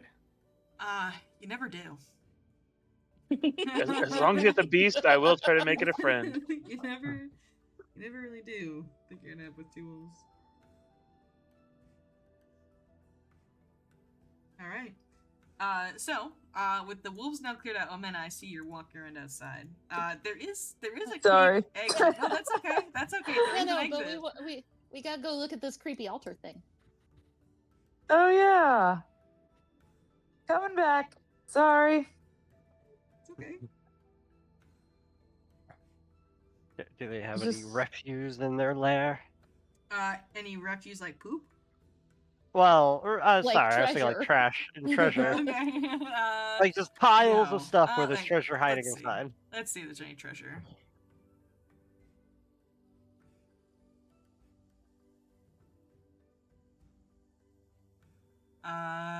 No, there's no treasure in here. However, after clearing out the wolves, Amena, when you head outside, you have successfully cleared a route out of the caves for your following. This is a way that they will be able to get through the caves. Hooray. Hooray! So probably once you deal with this, oh wait, you guys, hang on, everyone, you're going too fast. 1 second, get back over my bridge. Actually, you know what? That's fine. You know, you're fine. Yeah, because the intention would be like if you fail a balance check, you'd fall down to the wolves, and then you trigger the combat. But the combat has been dispersed at this point. I'll give you an acrobatics check anyway if you want. Sure. Is that a failure? Let's see.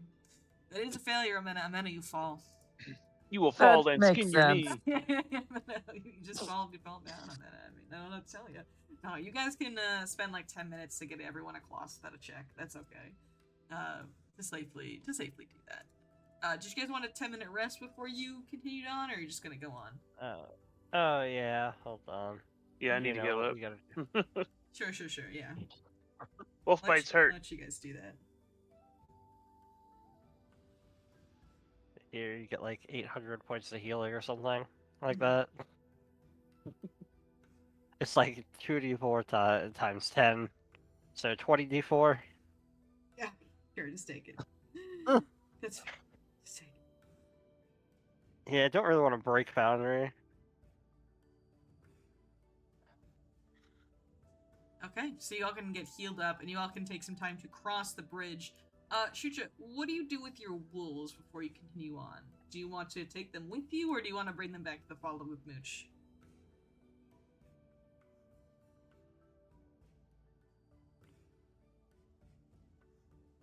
I think I want to take them with me. Take you with him? Okay. Yeah. Start the training. Yeah. Alrighty, the doggies follow you. On the job training. All right. Alright, so once you guys get... I'm not going to move the wolves around just because I don't want to move so many tokens, but they will be with you, by the way. Just use your theater of the mind. They're with you. They're with B team. They're with B team right now, yeah. So, when you all cross over this very difficult bridge, you come across a cavern that has very smooth walls. There are what looks to be paintings on the wall, and these paintings across the wall are depicting what looks to be a dragon. And this image kind of goes across as it's spraying ice from one of its outstretched claws, and then fire from the other claw. And several smaller humanoid-like cave paintings are kind of below that as they are groveling before the dragon. And the dragon, around its neck, it's like a mantle. It wears a strange bone necklace that looks like it contains a very tiny flame to it. And if you guys will make me some recall knowledge checks as you look at the cave paintings. Yeah, it's gonna be a tricky one. I know. Super shocking. What? Well, there's a difference between the characters and the players. I mean, you guys know, but all of you are able to recognize. Oh, hang on, go one more rolling. Okay, perfect. All of you are able to recognize that the flame around the neck of this dragon is in fact the primordial flame. Knew it. And this cave painting has been here for a while. This isn't a recent thing.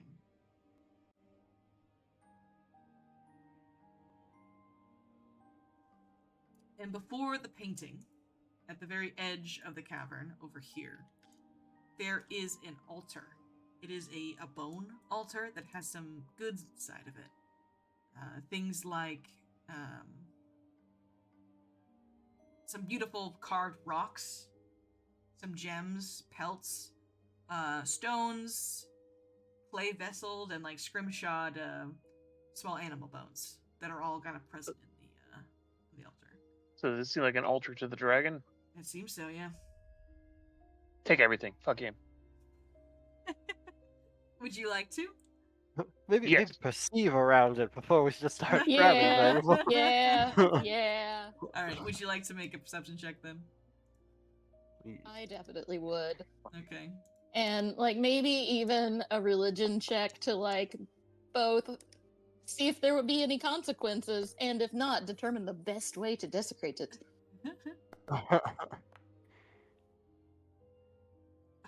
Okay. Rasha and Rolst. This is super, super traps. You take this. Oh. You know you can disable it.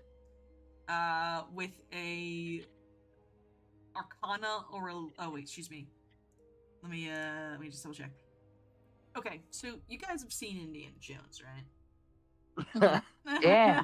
So you know Yeah, it didn't work out so great when he did it. yeah. So you know how you could Does this belong in a museum? So you were able to try to disable it. You can try to like replace the bowl's weight with something quickly. It will be a thievery check to do so.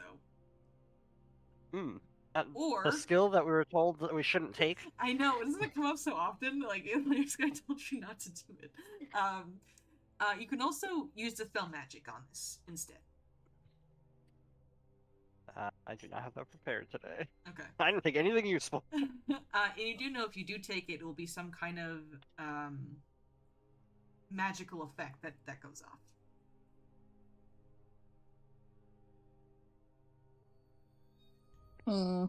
But in the bowl, you do see some very, very shiny diamonds. You know what I did? What I did Mm-hmm. at the last level up? I'm trained in thievery now. Fantastic. Oh, nice. Fantastic.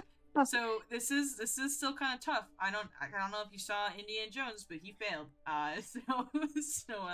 So go ahead, Asha. Okay. You can approach I'm the gonna- altar. I'm gonna approach the altar. Okay. I'm wiggling my hands.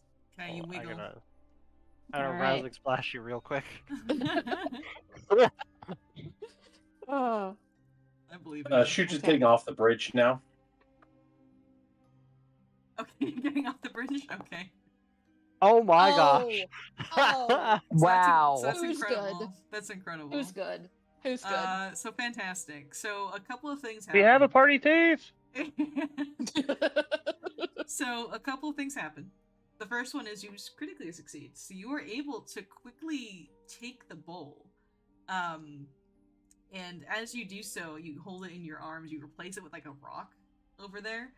But you Roughly see... the approximate same weight in dog shit. Yes. You also see that there are skulls around this altar as well. Like bison skulls that have probably been left here for offerings too. And you see them start to twitch a little bit. But as they start to twitch, you feel a warmth around your neck begin to pulse as it almost tells the creatures to calm down and that you're a friend, as your necklace of a nexus prevents the encounter here because you were the one wearing it and walked into this room. Wow. Nice. Wow. So you avoid the undead that would have risen from here to attack you. They got cool art though. Can I still show you guys? Is that allowed? Yeah. Yeah. They're like little. Hang on, let me make them visible. They're like little horns, like little bull playing skulls. Cool. Ooh. Oh. Well, that's They cool. are very cool.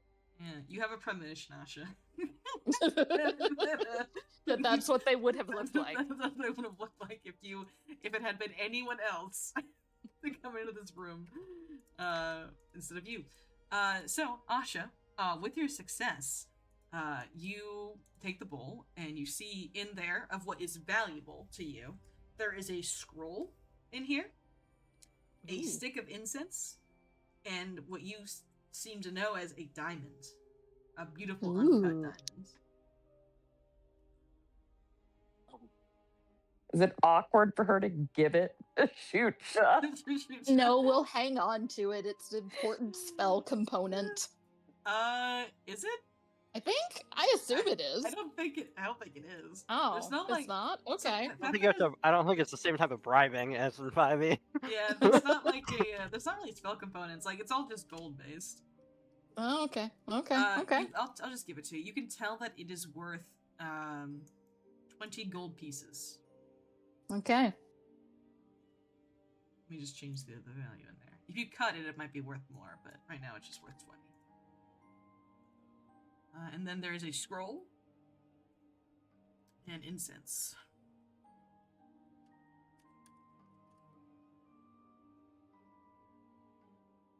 I want to identify my unusual object, which I assume Sure. is the scroll. Yes. Let me go ahead and I'll put it in the party stash here, and I'll get the.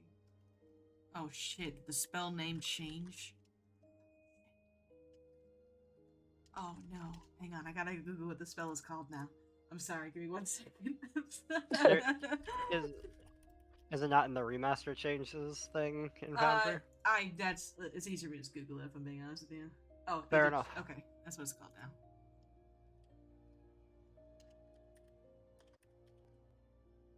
Sorry, this was before the great remaster of 2024. So, all right. So we get the post skill checks chat. There you go. All right, go ahead and try to identify it.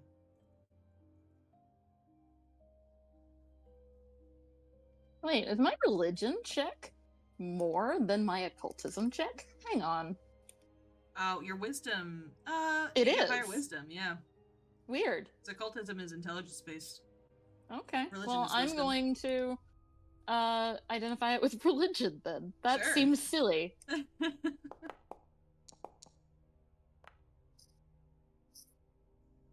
All right. When you pull it out and you look at it, it is a scroll of false vitality. Almost called it false life.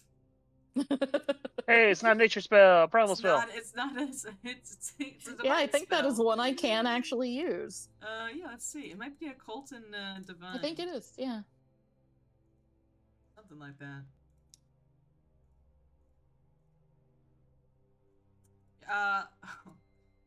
Shockingly, it is not divine.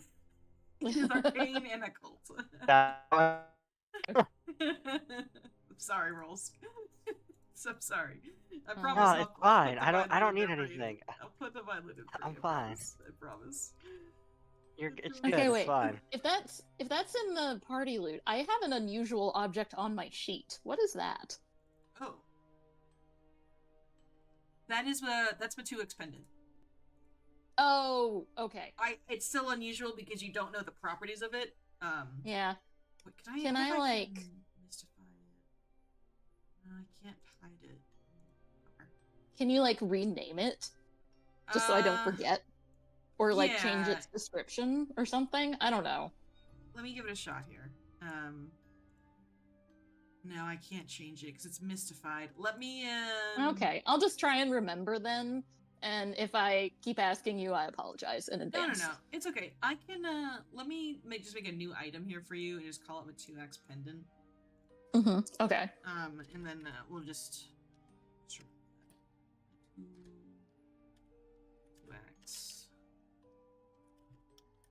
And then, oh my god, I can't spell. Pendant. Unique. You don't know what it does. I'll leave this up. Where do I want to put this Matu-X pendant? Let me just make sure I don't. Make sure I have a copy of it somewhere. I delete it off your sheet. Let's put it in the party stash, right? Well, I don't want to get anyone confused. Yeah. Perfect. Okay, so I have it over here. So I'll just delete it off your sheet, and I can compendium later. Okay. All right. But Asha, you have disabled the trap Yay! Heck yeah. by wearing that pendant.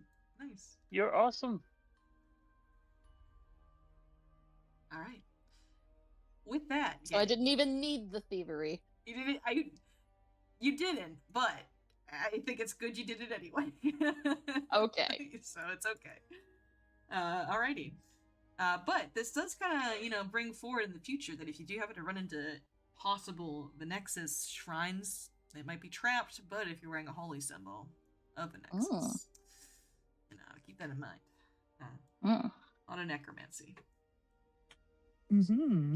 Right. So, with that, you have explored pretty much all of Calamity Cave. The only area they haven't been able to really walk through yet is this slope area down here. This slope area is very dangerous to pass. It is not something safe for the following. So the safest place for the following to actually exit the cave from would likely be where you got the wolves or the trees from. Probably those two locations.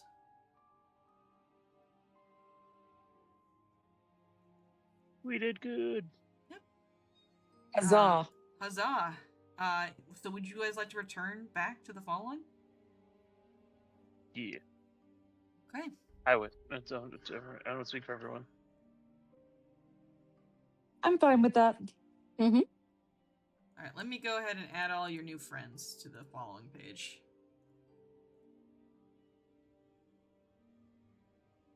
All the wolves and the beavers. So we got 2 wolves for Shucha and 5 beavers. The packs grow.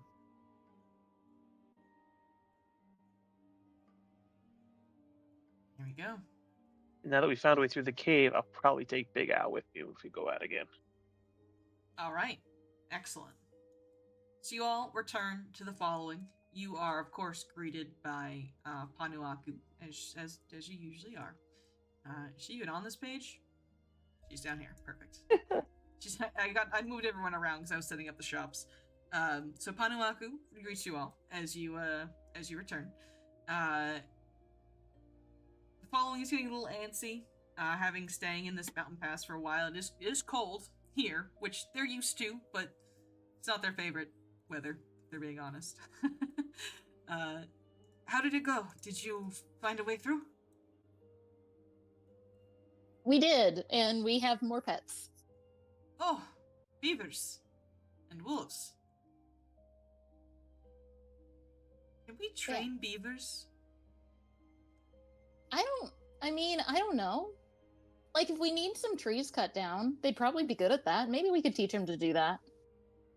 She blinks and she thinks, yeah, I will, I'll ask Gimmick. She kinda whispers to animals. I bet she could do it. I think they make good early warning systems with the tail thumps. That's also true. Well, come. Murthig has made some of his stew tonight, and if you have lit a path, then maybe we can finally get to the Lost Valley.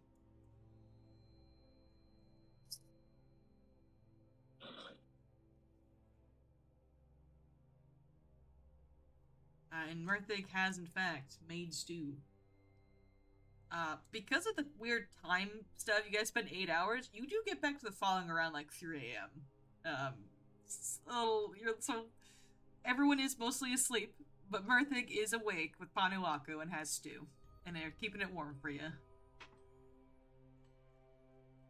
Oh my god, I'm so hungry, Murthig. Thank you so much. Oh, welcome back. I made this one out of some of the rock buds I found nearby.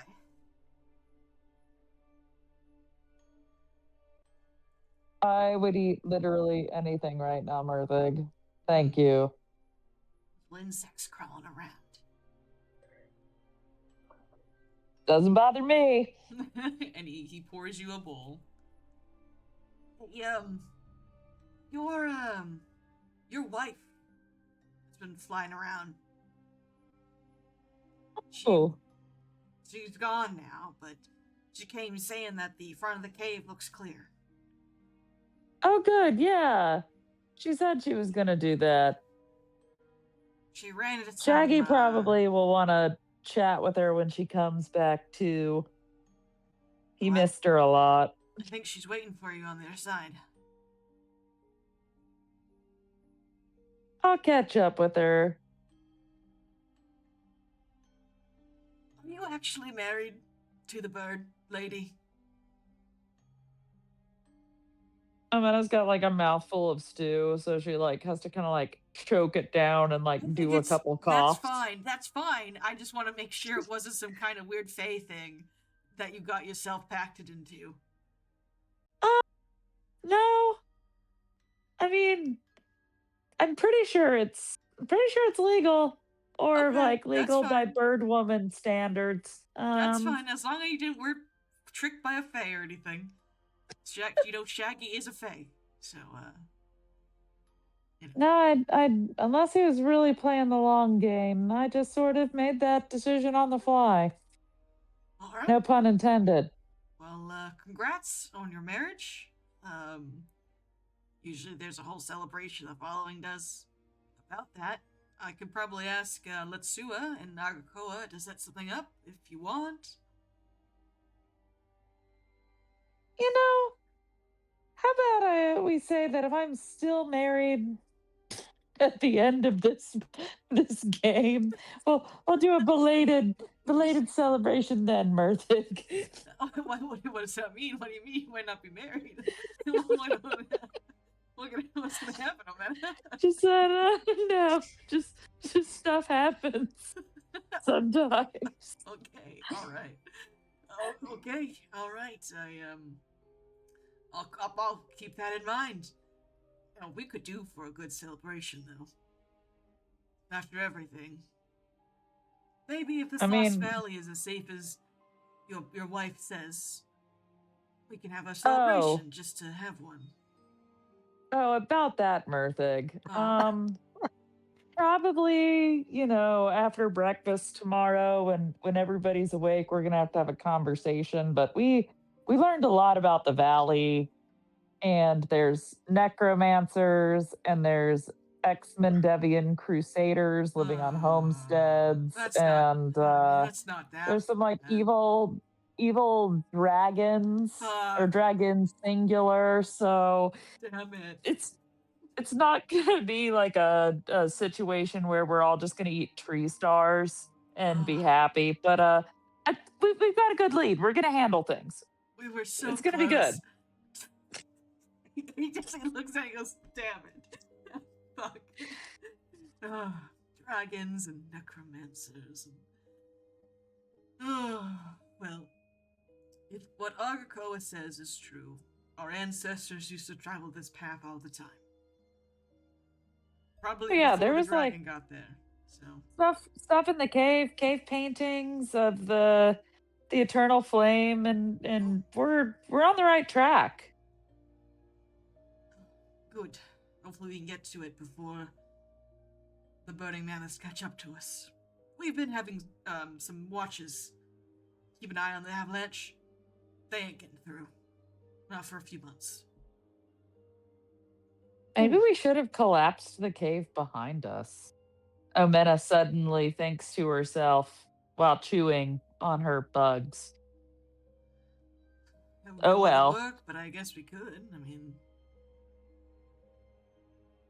yeah, maybe. After that. So. I mean, there's things that live there. True. There's an environment and an ecosystem. I mean, most of them we recruited or killed. That's we left the otters. Things. Yeah. The flammable nuclear otters? Mm-hmm. They're kind of like leaving behind a trap. It's good. Oh, you said there's logophers in there? Yeah. There, yeah. He thinks. I'll talk to Panuaku and Wipakoa. They're pretty resourceful. They may be able to sneak in and take some of the gunk that those logophers produce and make some fun little toys for you all. Ooh. Oh. Yeah, it was just all over the walls on their cave. Yeah, that'd be great. Yeah, well, I'll ask them and head on in. And was there anything else in the East Light that might be used? I can send them in and they can get what you missed, and maybe we can make some things out of it. 3 demons? Demons? Tree demons, yeah. 3 demons? Yeah. Oh, okay. No, we got rid of those. The bodies? They're still dead. Oh. In their room, though. They're gone. They're not a threat. Okay. But they can be looted still. Yes, I'll send them in. See what they can find. Yeah, Oh, thank you, Berthig. Did the rest of those the other tribesmen, they came over out, right? They're hanging out here Yes. while you're resting. Okay. Oh, yes. Let me grab them and put them on the maps. Thank you. So sorry about that. I was thinking like they probably would have been telling stories of the valley and everything. Their token is all fucked Oh up. yeah, Merthig. We could also just ask this non-binary person and this baby about the valley. And they had a couple of other followers with them. Yeah, there's a few. I think their tokens are broken. Yeah, their tokens are broken right now. I have to fix them. Yes. I had no recollection of the other two. Wow. There's 3. Okay. There's 3 of them, but yeah, one of them is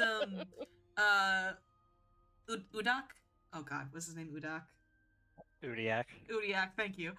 One of them was Udiak, the one you saved from the trees, and then the 2 other ones were their escorts. So you didn't get the names of or anything like that, and they didn't seem super important, but they were escorts that were sent to keep Ioke and Denny safe. I remember Udiak now. Mhm. Okay, great. I'll get him art. He doesn't have art for the book. I'll get him something. Yeah, Yoko is here. They are actually up. Babies don't sleep very well. so Yoko is probably taking care of them. Actually with Whippacoa. The 2 seem like getting along super well. They both have babies to deal with. I shouldn't say All of deal the with. babies. I should say take Because care she's of got the 3 babies. of her own, right? She has 3 of her own. I still have not been able to get the names for it because I keep forgetting to go grab them. I know one of them's name is Awa, but I don't remember the other one. So what you name her. Ewa, yeah. Biwa, and Siwa. Awa, fantastic. Awa, Biwa, and Siwa. That sounds good to me. Yeah, those 2 are currently up. They're kind of softly chatting, and it seems like Yoko is kind of telling Whippacoa a story of some kinds as they sit underneath the stars, and Yoko is like pointing out some constellations.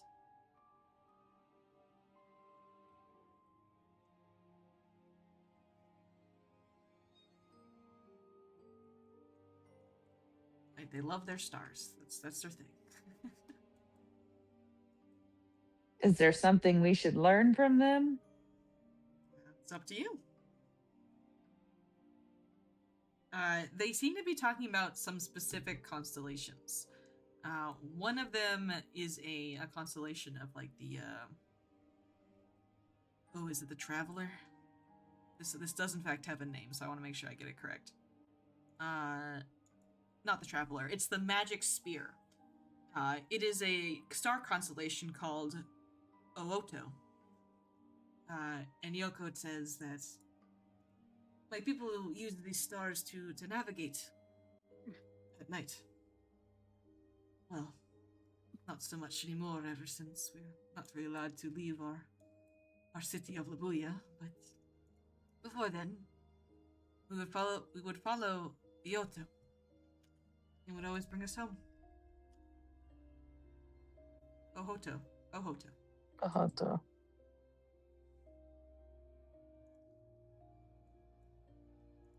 Where does Ohoto point to? It points to the east.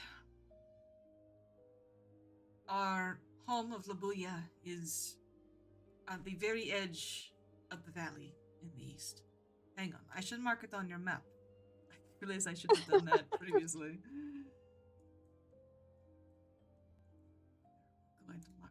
it on. Right, it's right over here. I'll have to check the spelling on it. It's in my notes, I promise. But it's one of those ones that's kind of weird to.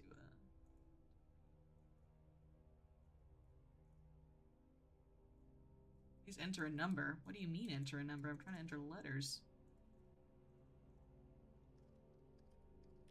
It's trying to get dimensions. It really does want dimensions. Relax, it's okay.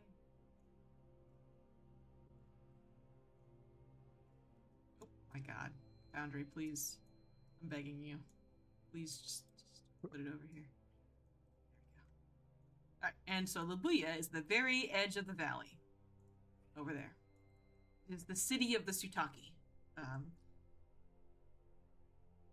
My city was once so luscious and green, so the stories go.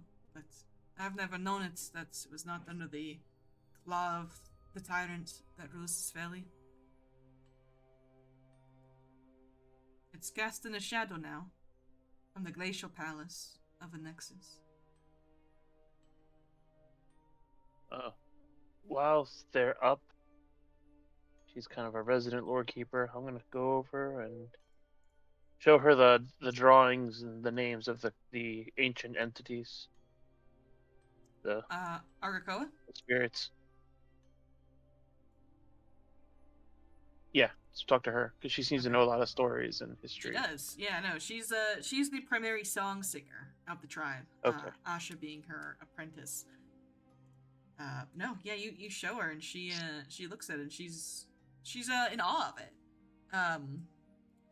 I suppose I don't know many stories that refer to these gods. I've never heard of a god caller before. Perhaps these stories in the ancient texts were lost long ago when our following split in two. Or perhaps these Tutaki are another people entirely. I will also take the opportunity to ask her about my pendant and say that I had a vision of Matuak, the one who stole the flame, and he was a part of our group a long time ago. And this was supposed to be like a family heirloom, I think, but I don't know. She will like what family? She'll take it and she'll look at it. Yes, these carvings are definitely ours. I'm not sure what family this could belong to. It is difficult with the schism that we experienced to track down exactly which way the families went. Some families even split in two, remaining with us and going with the burning mammoths. If Awa was here, I'm sure he could tell you.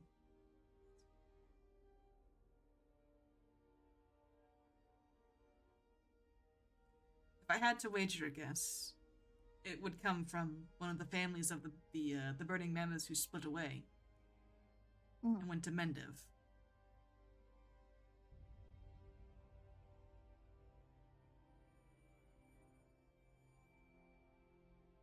But this is old, Asha. You best keep it safe. That's a legacy that you now have to carry. I think it's supposed to be mine. It, sort of called to me? Well, you are unique in the following. We worship and revere our ancestors, walking in their footsteps, as those who came before us. But you are the one who came before. At least, part of you is. That necklace called to you. You may have a connection to this Matuak, more than you understand. I don't know how I feel about that. She wrinkles her nose. I guess it does depend on your past lives, of where you've been. if you've been here in the Broken Tusks, or if you were at the Burning Mammoths. I hope I was here. So there's no way to really tell, is there?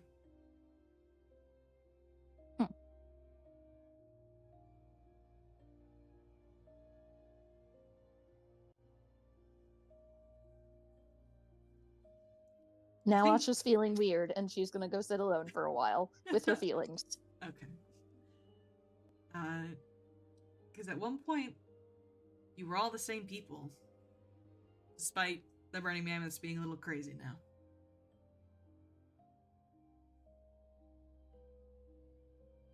A demonic possession, I mean, can have that effect on people. Yeah, it can. It definitely can. But you go sit by yourself, Asha, and there's actually isn't long before someone actually sits down next to you. And it's Aklep as he squats down right next to you, and he's kind of fiddling with some grass. Hey, he's looking at the necklace that that's around your neck. The Tuak one. Mm-hmm. I just wanted to let you know that, I don't know if it's helpful, but, we give those a lot in the Burning Mammoths. Those pendants. Like this? Similar. They're not really crow feathers, but usually when kids come of age to go be able to fight, or used to, we would get these pendants from our parents. Kind of like a protection charms. Oh. I had one too. I don't have it anymore, but they are unique. Mine was a bear paw. Why don't you have it?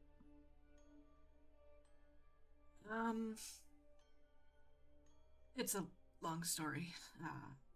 I'm not really. He kind of gets a little awkward as he sits. I'm not really what the Burning Mammoths would call a prime Burning Mammoth. You know, everyone over there is so strong and so brutish. I'm just not really that kind of guy, you know? Well, that's stupid. I think you're great. Thank you. Thank you. Yeah, I mean, you know, everyone's kind of like, oh, Menno. So they're got those axes and the spears and they're killing demons and stuff, but, I never really got into that. I mean, I got into the killing demon part of it, but not, like, with strength. Yeah, but, like, you're super smart, and, like, you make cool things, and that's really useful. Like, anybody can swing an axe. I can't. Can you swing an axe? No, but you know what I get your point. I get your point. Thank you. I get your point. Thank you. But mine got taken away. That's what happened. Aww. He shrugs. It's okay. I really tried to make it up to them. I thought if I went with Pakano on that scouting mission, that I could, I don't know, impress Ivarsa. See if I could really get into the tribe and the following. But I wasn't strong enough. And when I got tied to that rock, kinda assumed that was gonna be the end. You know, I worked so hard to try to fit in with my following. That's all I ever knew, and they just left me there. And I was alone. I don't think I've ever really been alone before. Despite I never really fit in. It was always people, and he kind of motions to the following around. Sorry, I didn't mean to talk about that. Well, you're not alone now, and if we ever find it, I'll get it and bring it back to you. You should have it. Thanks. I don't think I'll be dealing with any demons anytime soon. Well, maybe that's not true, actually. Maybe it will be. You should definitely hang on to it. Do you want me to try to see if I can figure out what's up with it? Magic effect Yeah, that wise. would be great. Okay. That would be great. Yeah, I can give it a shot. Let me try. He'll roll for it. He probably will not succeed. I'm gonna give Aklep. He's an intelligence-based character. He's an alchemist. Hang on.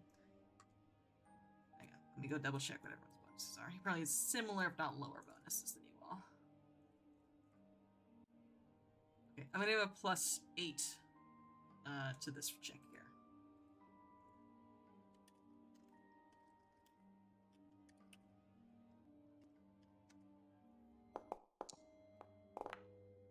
Oh. 25 from Aklep. Dang. He's a smarty pants.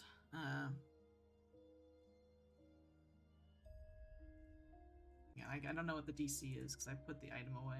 One sec, sorry. Well, I know we got a 28 last time. Yeah, I don't think he's gonna succeed. I don't think he's gonna, but hey, you know, he can try. Oh yeah, no, he does not succeed. he's super done.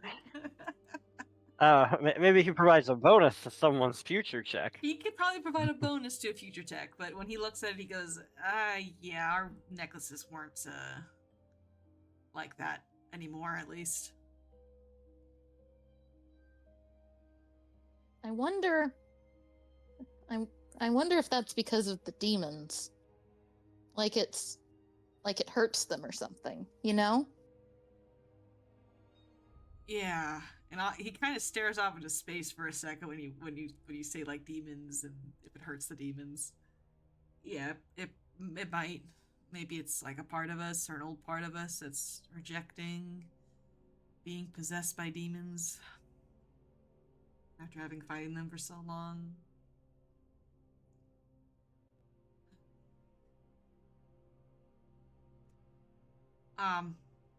Anyway, I'm just want to let you know I'm here for you if you ever need support when it comes to weird stuff. That I appreciate that because you know what? There is a lot of weird stuff. You just seem weird. Not in the weird, not the bad way, like a positive connotation of weird of you got a lot of stuff going on being you Samsarin is I asked Argakoa, don't be mad.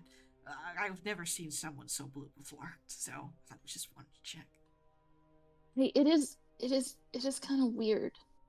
No, not a bad way. Not a bad way. It's just I just never seen someone so blue. So I was wondering what was up with that. If you were like an ice giant or something. So Argakoa told me you have like past lives and stuff, and I thought that was pretty cool. Maybe one of my past lives was an ice giant. That would be cool. That'd be pretty cool. We saw some when you fought Pakano. They're around, so I mean, could be. Huh. That would be cool. And now she feels a lot better. Aklep smiles. He's glad he's made you feel better. I made you this, and he puts a bomb in your hand. Aww, so sweet.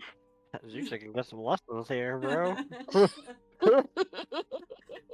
He puts a bomb in your hand and goes, all right, I'm gonna go and see if I can... Actually, I'm gonna go with Panuaku and Wapakoa back to the cave. I think that Lagafer stuff I can make into some pretty nasty bombs.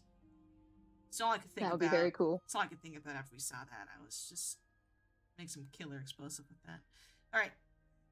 He holds a hand out for a fist bump. I will fist his bump. Excellent. He goes, I'll catch you later. Yeah, he head off with the little party to go into the cave.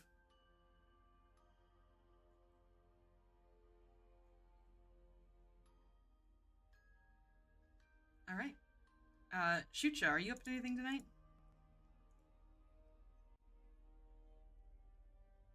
Brooding, perhaps. Brooding.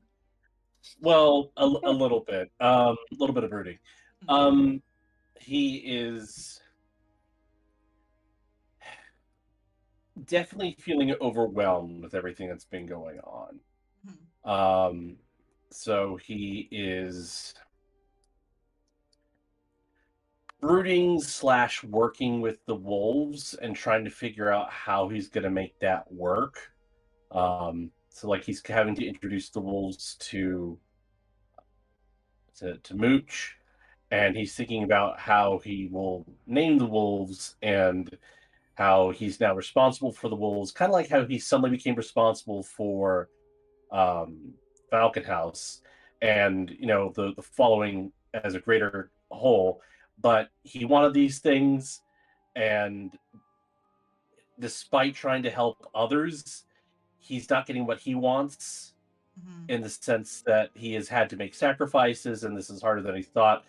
And his own well-meaning actions have seemingly, not seemingly, they may have irreparably damaged his relationship with Asha. And he's like trying to, mull all of this over. The wolves that you've recruited, as you're kind of mulling things over, they are laying down nearby, just kind of watching you like they usually would, like a pack leader or anything like that, as they're kind of monitoring your mood. So they're not like approaching you or anything, because they kind of tell you're going through it a little bit. So I do keep their distance a bit, unless you approach them. But they kind of just watch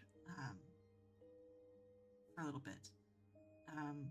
That is until Imic.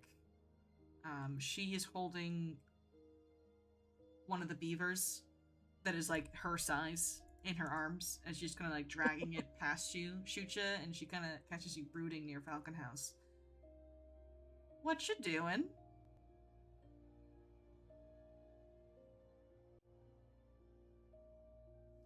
I'm thinking, Imic. What you thinking about?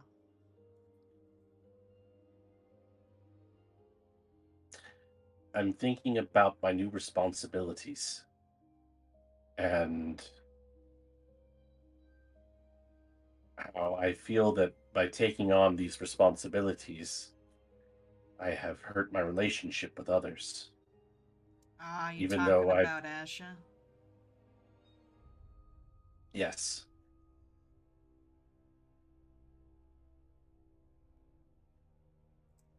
I mean, I don't think you ruined it. All good relationships have kind of bumps in the road, you know? She moves the beaver, and she sits down next to you. She's still holding the beaver.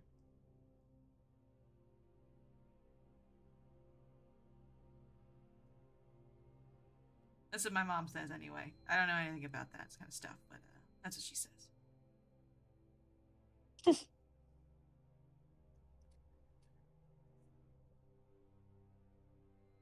But this is not something that just happened. It's a problem of my own making. Can you fix it then? I'm trying. But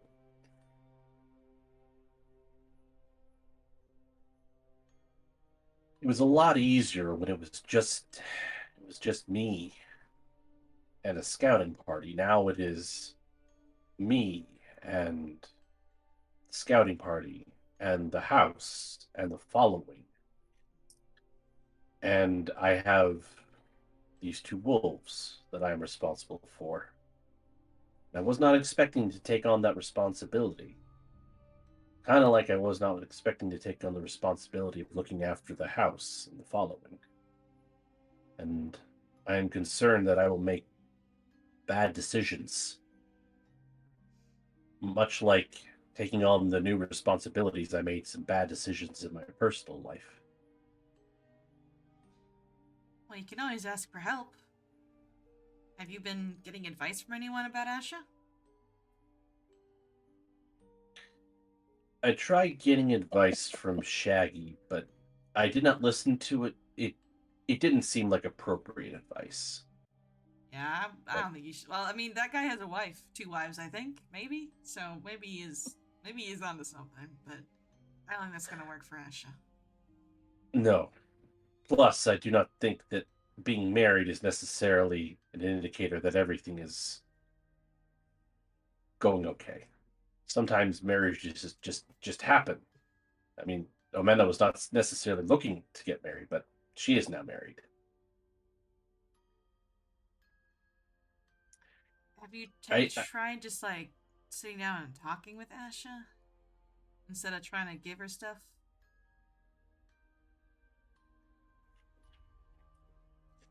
I have not. I don't think she wants to talk to me right now. Still. Maybe not right now, but And I know me replacing the necklace will not fix everything. But it is the right thing to do. It is a place to make an apology. And where it goes from there, time will tell.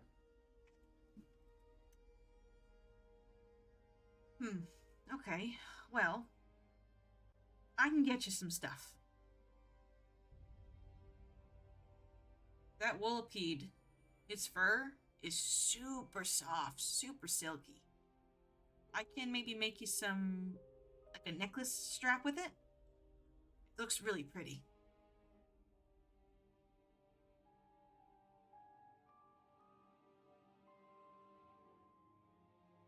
I think that would be nice. Hammock makes a much better wingman. Just saying. Yeah, I mean, shoot ya. There's a bunch of stuff the animals can provide you to make something awesome. The Wollipede's fur, even Yip and Nip, they find weird stuff all the time in the ground, like shiny pebbles and stuff.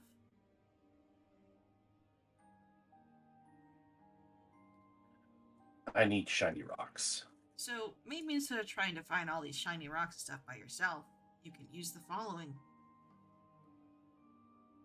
That's what we're here for, right? For each other and our romantic pursuits.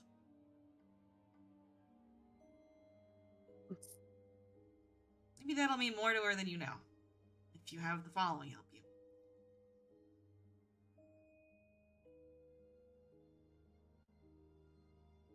Thank you, Emic. No problem. I'm gonna go take this beaver in the back. Trying to teach them how to sharpen sticks into spears. So we can like set them up around our camp easier. That's a very good idea. Thank you. I'm very smart. And you know, I just put the offer out there. If you do not want to bleed Falcon House, no, offer still stands.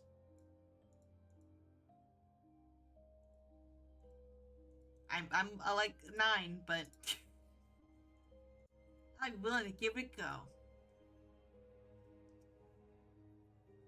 I think we decided she was 11. I think she's 11 too. Yeah, I think she's 11.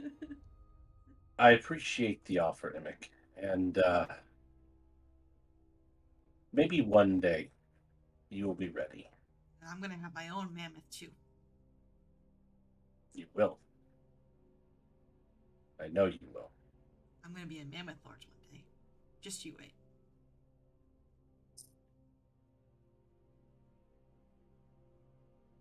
Thank you, Emic. Thank you again. No problem. And she'll stand up with her beaver, and she'll give you a very tooth-gap smile. She will continue to drag her beaver away.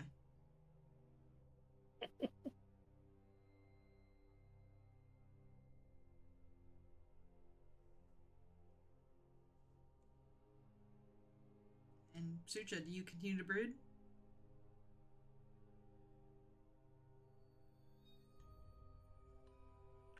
Shuja continues to contemplate, and he will also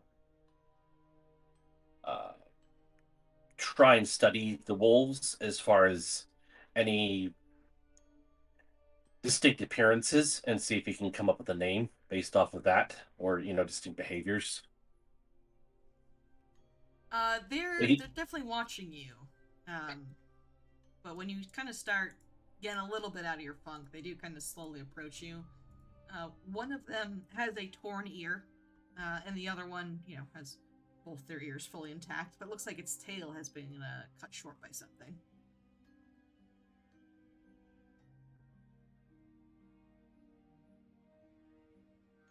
Name that one Taito.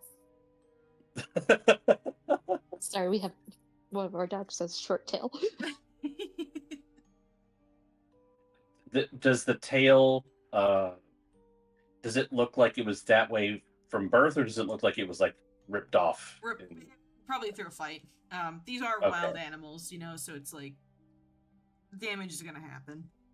Okay, well, it's just like with our dog, like he came with a half a tail. Oh, that's cool. This wolf probably got it ripped off by that demon you killed. Okay.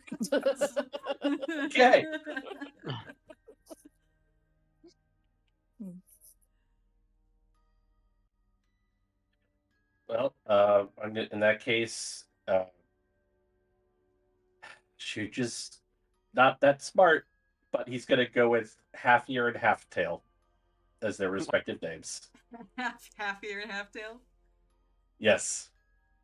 That sounds like cats you'd give to a warrior. Names you give to a warrior cat. half ear and half tail. and so wherever he goes, the two halves will follow. The two halves will follow. Perfect.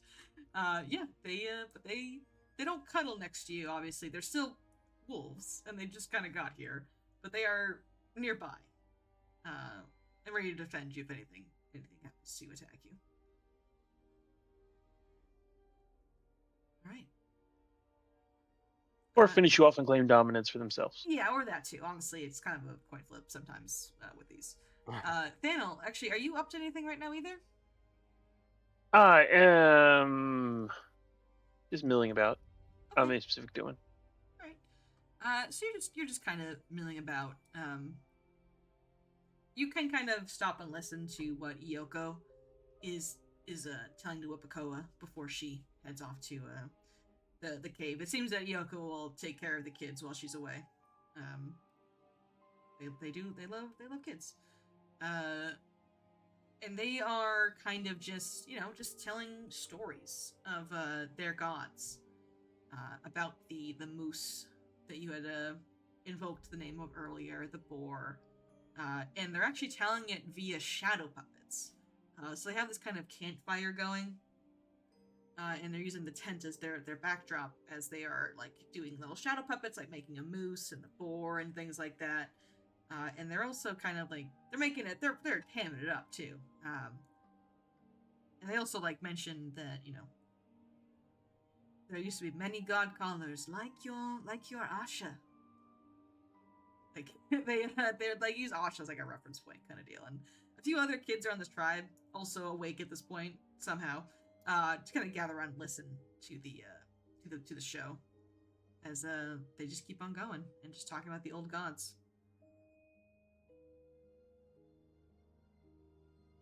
I definitely pay attention. Through his, of course, I'm doing all this while riding on the back of Al, just walking around. Nice. Through listening, you get the feeling that summoners are god callers. It is just another name for them. But there are specific eidolons that they're able to summon from this group of people.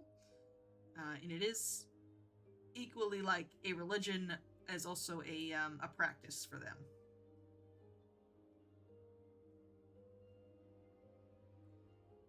One they really can't do anymore, but maybe they just need to reconnect. Yeah, not all Sutaki are able to god call. If Yoko is correct, though, Denny will be able to god call eventually. Yeah, you can just wander around and listen.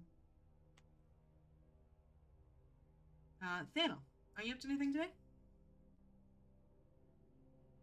You just asked me that. Oh my god. Well, I was looking at sorry. Rolsk. I was looking at Rolsk's I know. token, but I said Thanos. Sorry about that. I am his Pokemon, I'm told. Yeah, that is. Oh my god, I really am doing that. I'm so sorry. So Rolsk, probably, like there's a lot of people here now. He's, I guess people, animals, it's definitely growing. It's crowded, yeah. Yeah. I imagine that he's kind of. Let me see. Where are we right now? In, like the caves or whatever? You're on the. I know the background is very deceptive. You are outside the cave still. In that mountain pass. You'll likely be in the morning, heading through the caves and reaching the Lost Valley. Okay.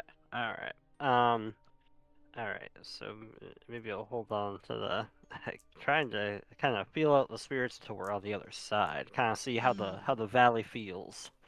Once we're over there. Okay. For the time being, then I suppose he would be just kind of wandering the camp, trying to just take it with all the people and things at 3 o'clock in the morning. All that's going on. I know it's so much It's activity so at awake. 3 a.m., dude.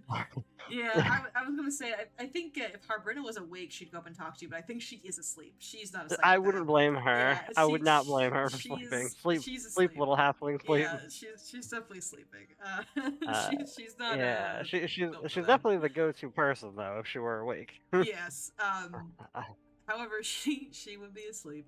So you can just go to sleep if you want to, Rolsk. I'm not Yeah, gonna he force might. You to do You know what? anything. Sleeping is the good plan at 3 in the morning. Okay, alrighty. If your dog lets you do that If for your the last dog- couple days. No, that's My a Scott thing. My cat doesn't let me do that. He likes to scream. Yeah. Okay, so yeah, that's fine. You can head off to bed and get ready in the morning to get the Lost Valley. Oh, Mena, did I check it on you already? Can't recall.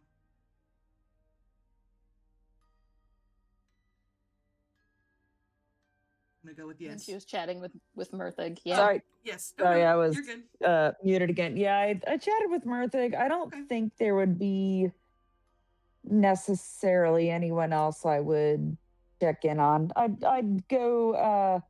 It's 3 a.m., but I'd go look in on the porcupets, and Oh, they're chilling. that would save me. Yeah, they're chilling. They're sleeping. Oh gosh, But they're are they very cute. nocturnal? Are porcupines nocturnal? I think so. Oh, maybe. I don't know. Well, these ones probably aren't because they need to travel with the following in the morning, so they probably are not nocturnal.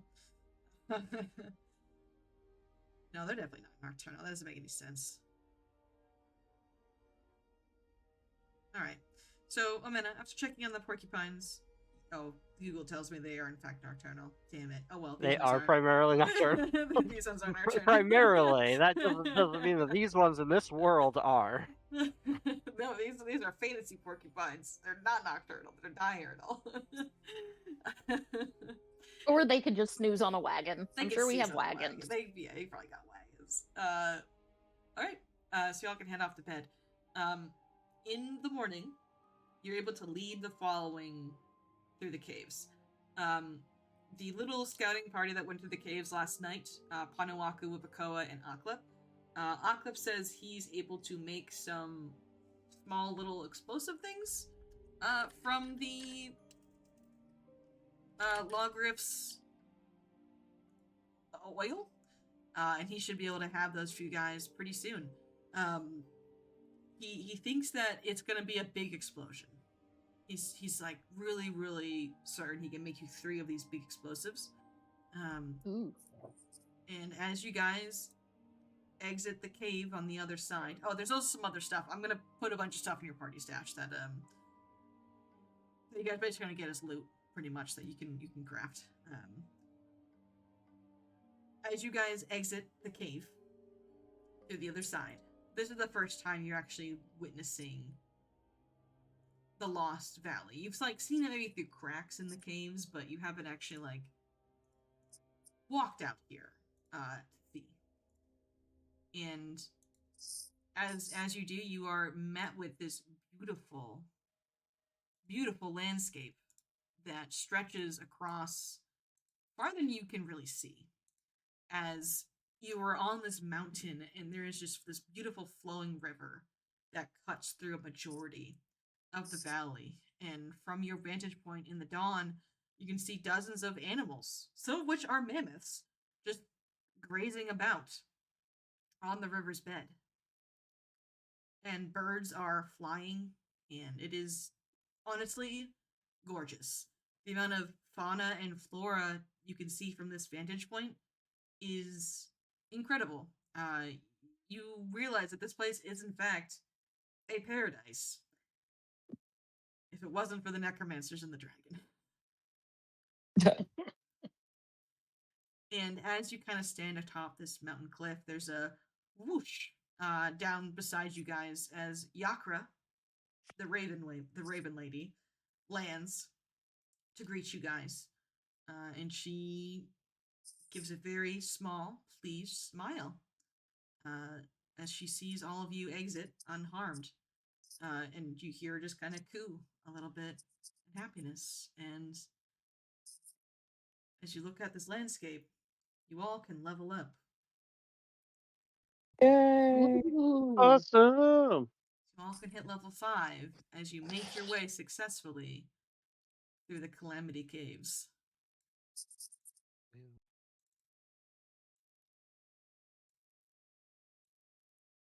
It was a very short level, but Yeah. I will be honest. Level 5 will be a little bit longer. So just don't expect a level every 3 sessions. It'll be a bit longer. And if we jump over to the Lost Mammoth Valley. Considering how many demons you dang. hit in the We've face, been I'd here say the we whole earned it. time. Were you guys not on the Broken Tusk camp? No. Oh my god. I was looking at this entire time. I put all the things out. Oh my goodness. I'm You were so playing sorry. paper dolls. I was with playing yourself. paper dolls with myself. Oh well. Okay, so if we're back over here, you guys are beginning right here on this hex right over here. Moving into this hex will be your first step into the Lost Mammoth Valley, as you will need to follow the river down the mountain. You have a few spots marked on the map already. That being Vare's home up here, the mountain, the Ashen Tower, and Labuya, the home of the Sutaki. Exciting. Yeah. But you guys can take the week to level up. Casters in the party, big level for you guys. You guys got some 3rd level spells, which is pretty exciting. It is. Yeah. Well, that'll be it for this week. Just a heads up, next week we are skipping. We are not playing next week. Instead, we have DirtCon going on. I don't know if there's any spots still open for games. I know mine is full. But if anyone drops out, I'm sure you guys could join up if you wanted to. But yeah, DirtCon will be going on. We're raising money and awareness for ALS. A pretty nasty, nasty illness that is real bad, and we want to get rid of it. Terrible. So yeah, come by for that. We love that. Free games, friendship, and just good vibes. So this week we have Carrying Crown. My game is running this Wednesday. I believe we have the finale for Carrying Crown this week for book 3. So that'll be over. So that's fun. Lots of stuff going on. Yeah, I'm not going to keep everyone for too long. We're at time. But I hope you guys have a wonderful, wonderful rest of your week. And I will catch you guys around the server. Well, thank you so much. This was great this week. This week? What do you mean this week? I'm kidding. You know, I'm kidding. any session where you don't kill me is a good session. Yeah, okay.